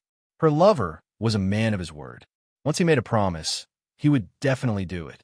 G3 was right. Her lover wouldn't do anything that he wasn't confident in. How could he go back on his word when he knew that she would wait for his return? Her words made G3 purse his lips. After a long while, he sighed. His throat was no longer as tense as before. "Don't worry, Qing Yao. He will definitely come back." Yes, Captain Xia, who never did anything that he wasn't confident in, would definitely come back. As a father, Commander-in-Chief Xia also believed that his son would definitely come back. After receiving the latest news from the Snowfield Brigade, Commander-in-Chief Xia, who was in the Yun Province Military District, stood quietly in front of the windowsill and looked ahead quietly. In front of him was Myanmar. He could still see the mountains in Myanmar. On the other side of the mountain, his only son, whom he was proud of, let his comrade stab a dagger into his chest for his mission. His future daughter-in-law watched helplessly. In the end, he vomited blood twice. When he was carried away by his comrade said, "My soul is gone." How could this child not be agitated when he saw his comrade stab a dagger into his sixth brother's chest? He only hoped that this child could survive. They weren't a group of ordinary soldiers. They would always face things that they didn't want to choose. They didn't want to face, but they had to face them. Therefore, she had to survive. Commander-in-Chief Xia sighed heavily. He had just smoked. His hand reached into his pocket. After another sleepless night, Commander-in-Chief Xia smoked a cigarette and stood quietly until dawn. The sky was bright, and the mountains were also bright. The Cloud Leopard Commandos, who had been walking for an entire night, continued to walk with the female soldiers. They were going to walk to the Mekong River. Then, a camouflaged workboat would pick them up, and they would take the workboat back to China. Their return to the country did not go smoothly. General Min Lai said that he did not suspect that the person who destroyed the entire village was a soldier sent by the Chinese side, but in fact he still believed it. He believed that Qin Mong Sane had kidnapped the Chinese female soldiers, and he also believed that the photos of him forcing the female soldiers to kneel had been sent to the Chinese border. Since the Chinese side did not admit that the female soldiers were kidnapped and brought to Myanmar, what would the Chinese side do if he sent someone to kill the female soldiers? Ha! The Chinese side will not do anything. They will only accept it. Who asked them to say that no female soldiers were kidnapped by the Burmese? Since the wee hours of the morning, General Min Lai had set up checkpoints to check all vehicles entering China's territory. He also carried out strict checks at all ports, trying to use this method to prevent the Chinese female soldiers from returning. Zhou Yijin and Lu Lu had been following the Cloud Leopard Commandos. Now, there were 14 male soldiers beside them who had rescued them. Therefore, they went from being scared to being calm while walking all night. Now, when they saw the Burmese soldiers checking the road ahead, they were very calm. They followed the male soldiers back to the forest and took a detour to leave. The Chinese side had been paying attention to the movements of the two female soldiers, and they also knew about General Min Lai's plan. They were originally happy that the village controlled by Qin Mong Sane had been destroyed, but now, no one could be happy. Major General Yang also reminded them not to be too happy in front of Commander-in-Chief Xia. It would not be too late to be happy when the soldiers of the other unit had returned to China.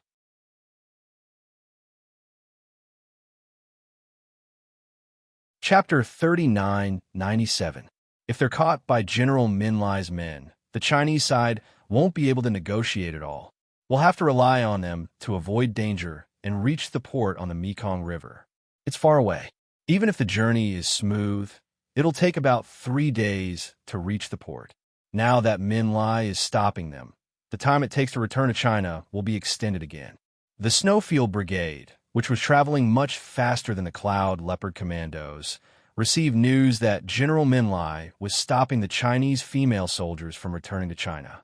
The members of the Snowfield Brigade felt that General Min Lai's actions were correct. If they were in his shoes, they would have done the same. After winning a battle on someone else's territory last night, it was normal for the loser to want to get back at them secretly. We'll catch up to the Cloud Leopard Commandos as soon as possible.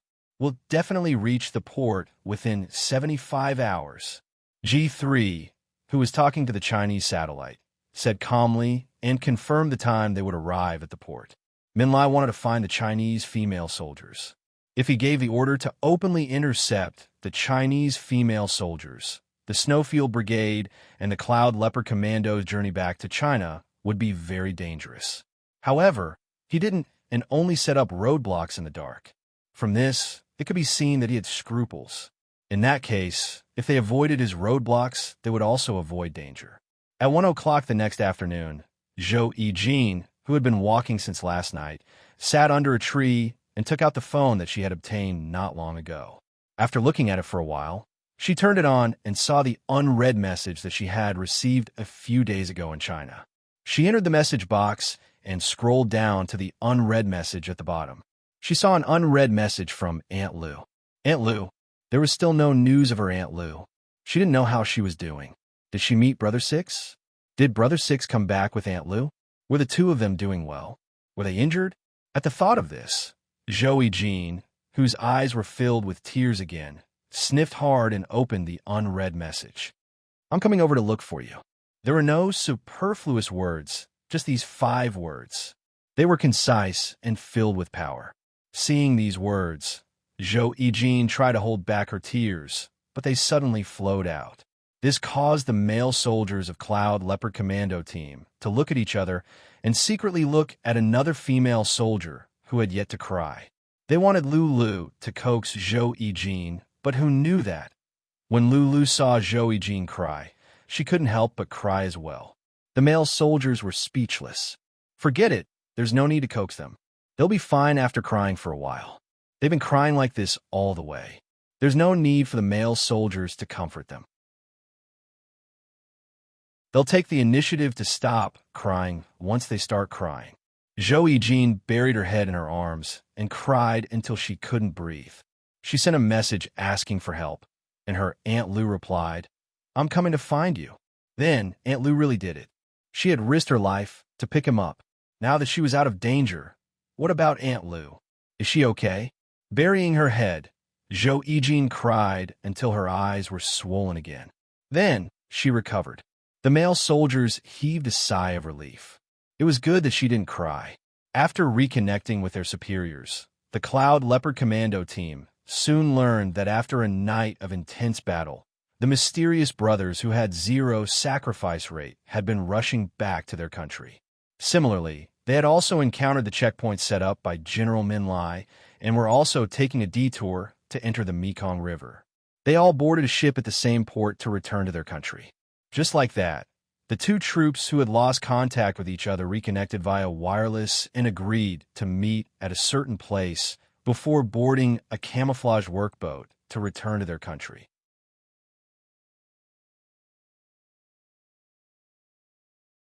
Chapter 3998. When Zhou Yijin found out that she would be able to see Yi Qian soon, she was so happy that her face was glowing. She was no longer depressed. She hugged Lulu and almost danced in joy. The male soldiers were also in a good mood. The Brotherhood Company had returned with a 0 death rate. This was good news that lifted their spirits. Looking at the time, they should be able to see them at 9 p.m. The group of people continued to arrive at the agreed meeting place. This time, the members of Cloud Leopard could close their eyes and rest. The two teams still needed to continue their journey to meet up. They were all on mountain roads. They would arrive at the Mekong River in about 48 hours, which was 2 days later. Then, they would take a boat and leave. They would arrive in 48 hours without any rest. If they rested midway, the time would be delayed. They could rest now, but they didn't know if the mysterious Brotherhood Company would rest. The members of the Snowfield Brigade didn't have much time to rest. Cloud, Leopard, and the female soldiers were waiting for them to meet up. They couldn't rest for too long to avoid wasting time. The members of the Snowfield Brigade had been on the road since last night.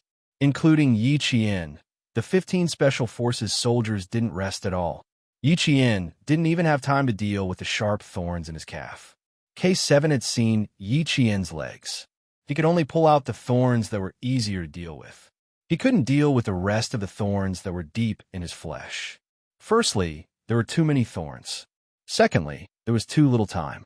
Thirdly, picking out thorns was a delicate job. They couldn't stop to pick out the thorns in Yi Qian's legs. They could only leave the thorns in his flesh and deal with them when they returned to China. As for his tongue, it was even harder to deal with. One side of his tongue had been bitten by her and needed stitches. Use iodine to disinfect it. Deal with it immediately when we return to China. Don't talk. K7 lowered his head and sprayed the iodine on Yi Qian's slender calf. Luckily, Yi Qian's body was strong. Even with so many thorns, there were only a few signs of inflammation. This made K7 feel more at ease. The iodine was a little irritating, and Yi Qian had a large area of stab wounds.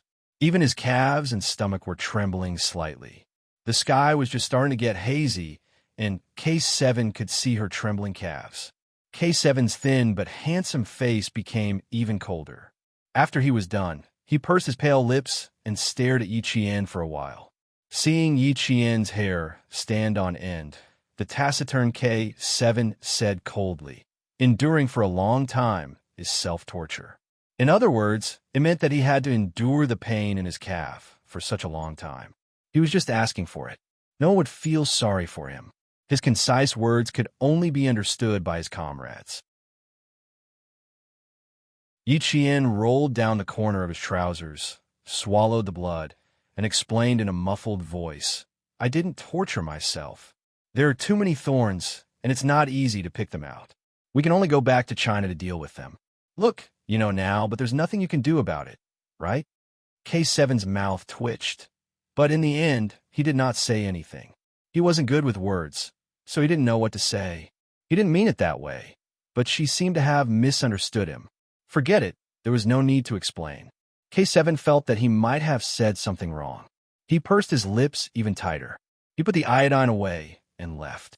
Should he really consider buying a few books that could be used to communicate with people?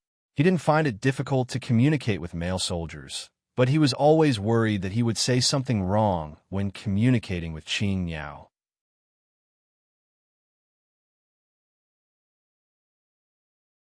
Chapter 3999. K7 wanted to ask Z7 Han Jing when he got back. This guy should have a book to recommend. The 5-minute break was over, and with the G3s set off, the group of 15 people walked quickly in the dense forest. They were all used to such high-intensity marching and didn't feel that their bodies were tired. Their physical exhaustion was indeed serious. They hunted a few wild rabbits in the forest, caught a few non-poisonous snakes, skinned them, and ate their meat to replenish their protein before continuing to move forward. They were already used to eating raw food. After replenishing their protein and calories, they rested for a while before continuing to move forward. Now, they were only tired so that they could return to their own country as soon as possible. Therefore, it was no big deal to be a little tired. When the Cloud Leopard Commandos saw that their brothers, who had set off 6 hours later than them, had finished gathering with them at 8:40 p.m. the next day, the 14 male soldiers of the Cloud Leopard Commandos were dumbfounded. They had guessed that these brothers from the mysterious Special Forces would arrive at around 11 p.m. at the earliest. Moreover, they didn't have time to rest along the way. Now, they had arrived several hours earlier than they had expected. This speed was really extraordinary. Their speed shocked them, but what shocked them even more was their perseverance. After a high-intensity battle, they rushed with injuries and didn't have any rest along the way. As the special forces of the Yun Province military region, they were convinced, if it were them, it would be really difficult for them to do it. No, it should be said that it was impossible.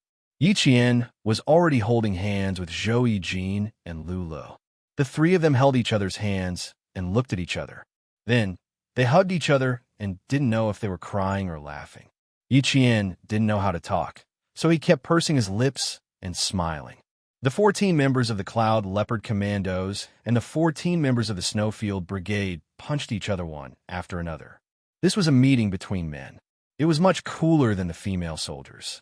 Zhou Yijin, who was crying and laughing at the same time, wiped the tears from her face and stared at her Aunt Lu. She grinned and said, 6. She wanted to say, Aunt Lu, but Yi Qian coughed softly despite the pain in his tongue. Zhou Yijin immediately reacted and said, Lu and I have been thinking about when you would be able to return to the country. We wondered if you would be in danger if you were left alone. What if you were caught by those people again? What would they do to you? The two of us cried as we thought about it. The soldiers didn't even know how to comfort us. It's great that we're together again. Quick, let me see if you're hurt. Great. Aunt Lu was fine. She could meet Aunt Lu again. When the male soldiers told me this during the day, I really thought they said that to comfort me. But now Zhou Yijin, who had finally stopped crying, hugged Yi Qian and cried again. She was hugging Yi Qian's waist. Yi Qian, who had been suffering from back pain, couldn't help but suck in a breath of cold air when she hugged him tightly. Although Zhou Yijin was crying, she heard it. She heaved a sigh of relief and asked anxiously, You're hurt. I know you're hurt. I heard you gasping in pain just now. Her voice wasn't soft. Her comrades in the Snowfield Brigade heard it. G3 and K7 strode over and stared at Yi Qian. Were you hurt? Why didn't you tell us? The wound was on her waist. It wasn't bleeding, so she didn't say anything. She explained this to her comrades, but G3 and K7's expressions instantly darkened.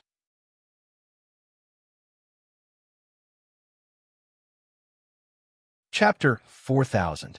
The place where they agreed to wait was a small piece of flat land in the mountains. There were trees around it, so it wouldn't be easily discovered. Yi Qian sat down under the gazes of his comrades. He lifted his shirt to let Zhou Yijin see his injury. After lifting his shirt, Zhou Yijin saw that Yi Qian's waist was swollen into a purple line. Her hands trembled as she raised her head to look at K7. K7's face didn't look as serious as before. He reached out his hand and pressed lightly on the bruised area. He asked Yi Qian how painful it was. It didn't really hurt that much. Her answer made K7 feel relieved. It looked scary, but was actually fine. Zhou Yijin didn't hear K7's answer, so she got anxious. Is it serious? Did you hurt your bones? This is your spine. Did you hurt your spine? It's so painful that you can't even speak properly. How can you say that it's fine? She still hadn't realized that Yi Qian's tongue was injured. K7 looked at the anxious female soldier and said coldly, "It's fine. It's fine. Don't talk so much. Can he walk if his spine is injured? Where's your common sense? It's fine? It's fine? Do you even know how to look? You even told me not to talk so much." He was injured like this, but he still said that it was fine. Zhou Yijin was furious. "I know why I didn't tell you guys. It's because there's no point in telling you guys. As long as there's no broken bones, no gunshot wounds, and you won't die, you'll say it's fine. It's the truth." K7 was the only one in the team who didn't talk much. He didn't think he said anything wrong. He said to Yi Qian, "It's not a big problem. He can walk. You don't even know how to check." Zhou Yijin growled. Yi Qian put down his shirt and opened his mouth to Zhou Yijin, who was angry because of him. He showed her his injured tongue and explained, "I know it's fine. You don't worry. It's really fine. It just looks scary." K7 knew that the female soldier he saved would be angry, but as a male soldier, he wouldn't mind. He nodded slightly, got up, and walked toward his comrades who were waiting for news. If it wasn't for Yi Qian holding her back, Zhou Yijin would have jumped up and caused trouble for K7. How could he say that he was fine when he was injured like this? Was he blind? Aunt Lu's tongue was so badly injured that she could see that her tongue was about to break. Zhou Yijin was so anxious that she cried. What should she do? What should she do? If Sixth Brother knew that Aunt Lu was injured like this, he would go crazy. Right, where was Sixth Brother? Why didn't he see Sixth Brother? Zhou Yijin was so anxious that she wanted to look for Xia Jinyuan, but Yi Qian pulled her hand and said slowly, "Didn't you say that what I did was similar to what your Sixth Brother did? So, Yijin, this injury really isn't serious. It's really not a big deal if you don't have any broken bones or bullets. Look at those who are injured. Their bandages are soaked in blood, but they're still fine. I only bumped into them. How could they be injured? Sixth Brother isn't here. He'll be back later. Don't look for him." Zhou Yijin didn't want Yi Qian to waste his energy on her. His tongue was injured, and she couldn't let Aunt Lu talk too much. She gritted her teeth and nodded to show that she understood. However, her heart was so sour that she wanted to cry again. No, her tongue was so badly injured. It had to be treated properly. She was going to look for the male soldier who sent her and Lu back to China. K7 went back and told her about Yi Qian's situation. He frowned and added, she was hospitalized the second time. It wasn't a big problem. She still had to go to the hospital. Her tongue was swollen and purple. She probably had to get an anti-inflammatory injection and stay in the hospital for a few days.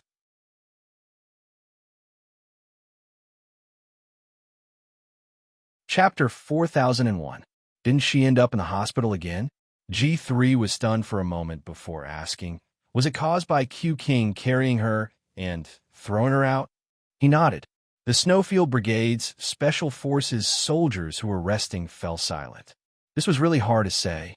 Her boyfriend beat his girlfriend until she ended up in the hospital again.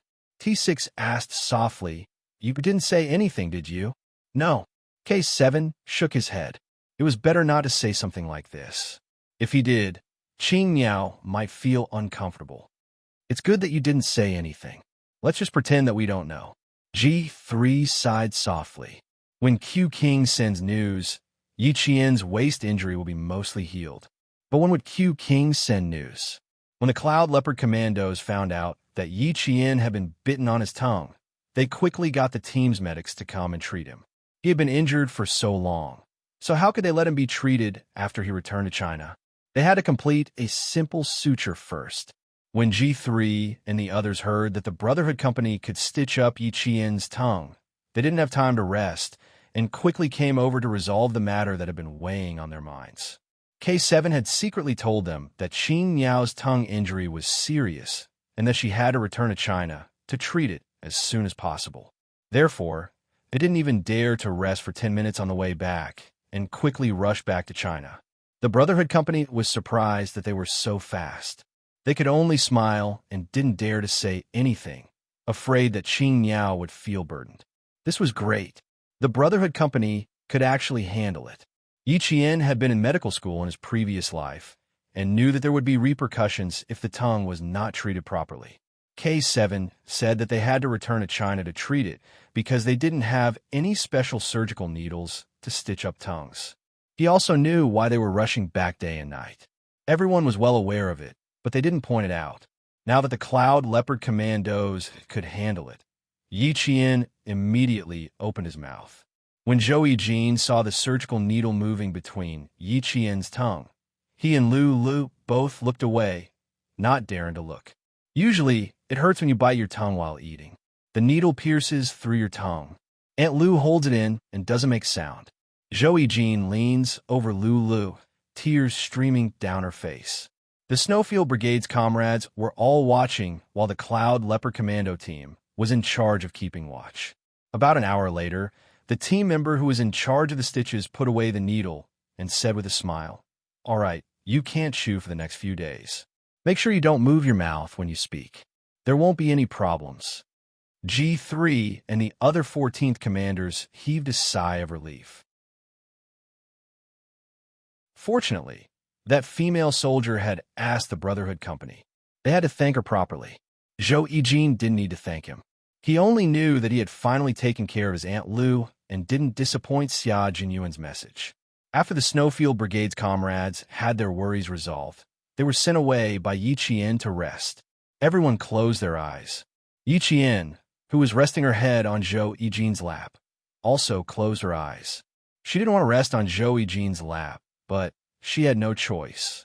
She had to admit that Zhou Yijin, who had family Xia's blood, was as domineering as Captain Xia. She didn't know how Captain Xia was doing. He should have been rescued. The surgery should have been completed. He should be out of danger. As she thought about it, Yi Qian couldn't help but frown. Zhou Yijin, who had been gently massaging her temples, felt it and stroked Yi Qian's eyebrows. "Aunt Lu, have a good sleep. They said that you guys have been walking all this time and didn't rest at all. It's time to rest and sleep now. You shouldn't think about anything else. Sleep when it's time to sleep. Think about things when you wake up." Hearing that, Yi Qian couldn't help but smile. Sleep, sleep. Maybe when she wakes up, she will hear the news that Captain Xia is out of danger.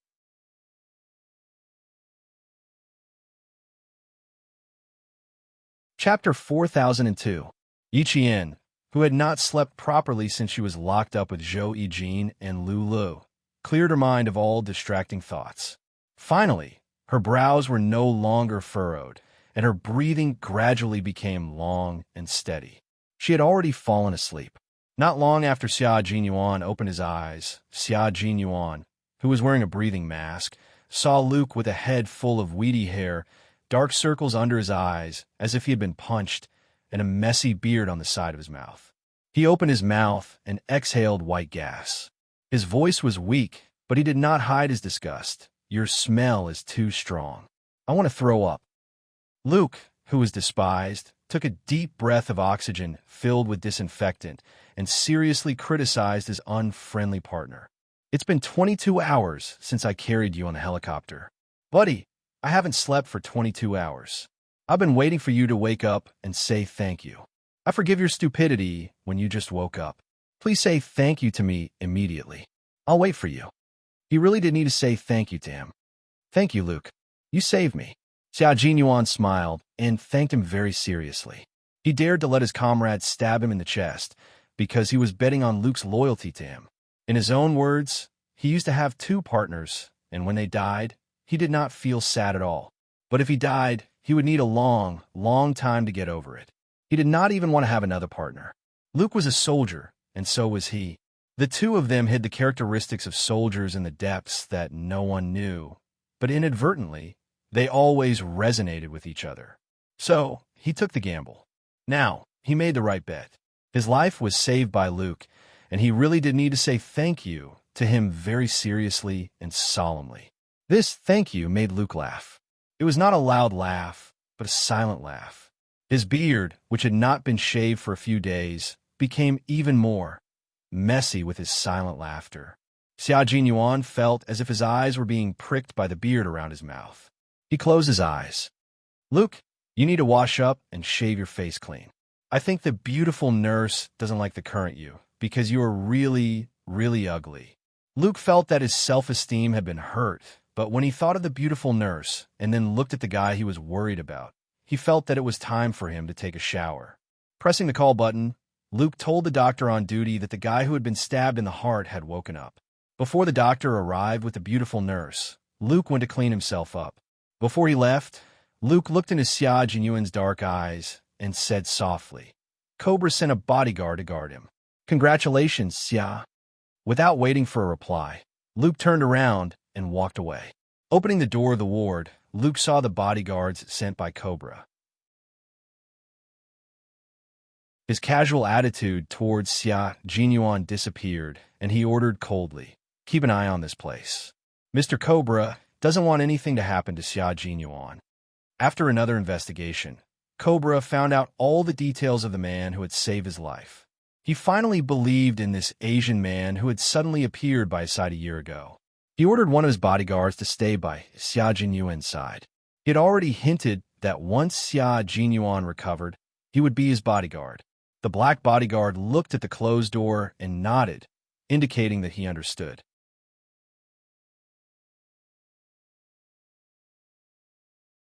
Chapter 4003. When Xia Jinyuan woke up, Cobra, who was staying in a hotel, quickly found out that he was on the phone with General Minlai. On the phone, General Minlai told him that he had sent people to the Chinese capital to see if they could find out where his old Chinese friend was. Early in the morning, Cobra personally sent the prepared US dollar notes to General Minlai, who was staying in the large suite next door. He said that the general had worked hard to find his old Chinese friend, which made General Minlai very happy. Originally, he wanted to delay the matter, but he immediately called and sent people to investigate in China. Now, the subordinates who went to China to investigate had already entered China, and they were waiting for the news. Cobra was in a good mood. So far, his cooperation with General Minlai was going well. Plus, he didn't have to go to China to find out about his old Chinese friend. Cobra poured himself a glass of red wine to celebrate the end of the unpleasant experience in Myanmar. When he learned that his subordinate had woken up, Cobra put down the wine glass and rushed to the hospital. When Xia Jinyuan learned that Cobra had entered, he wanted to sit up. Cobra smiled at Luke and said, "Let him lie down. He needs to lie down to recover as soon as possible." Walking to the bedside, Cobra looked down at Xia Jinyuan, who had lost too much blood and was pale with a pair of melancholy eyes like an artist. Cobra said with concern, "Thank God, I didn't lose such a good subordinate. Xia, take care of yourself. Luke and I are waiting for you to come back. Also, we're safe now. You don't have to worry about anything happening. Now, you just need to do one thing for me, and that is to recover. I look forward to seeing a healthy subordinate in the near future." His emotional words did not make Xia Jinyuan's face change. He just nodded gently, and his weak voice came through the breathing mask calmly. "Mr. Cobra, this is what I should do. No one could be as good as you. You look tired. I will ask Luke to take care of you." After Cobra finished speaking, he raised his wrist to look at the time and showed an apologetic expression. "Xia, I need to take a plane back to Melbourne now. I will wait for you in Melbourne. I hope you can come back soon. After all, I can't leave you anymore." Luke, who was next to him, could not help but clench his fists. Cobra now believed in Xia. To him, this was good news. "Luke, yes, sir." Luke immediately responded and waited for Cobra's orders. "I think you must really want to stay and take care of your partner, right? All right, I'll give you a chance. Stay and take care of Xia. I'll call you any time to ask about Xia's situation. Don't worry, sir. I'll take good care of Xia until I can bring him to drink the best wine and flirt with the most beautiful woman. You're a pervert who can't leave wine and women, but I don't think Xia will like your wine and women. Because your taste is still as bad as ever. Cobra said humorously. This man, who was thinner than the average Westerner and had a double identity, chatted with his subordinates in a friendly manner. He even had afternoon tea with Xia Jinyuan before leaving with his bodyguards. Walking out of the ward, he glanced at the bodyguard who had been standing guard outside the ward and ordered, "Write down all the people Xia met while he was recuperating. I need to know everyone, including the nurses and doctors." You're tuning in to the Warrior Lore YouTube channel. Don't forget to subscribe and join us on this journey to catch the most captivating stories.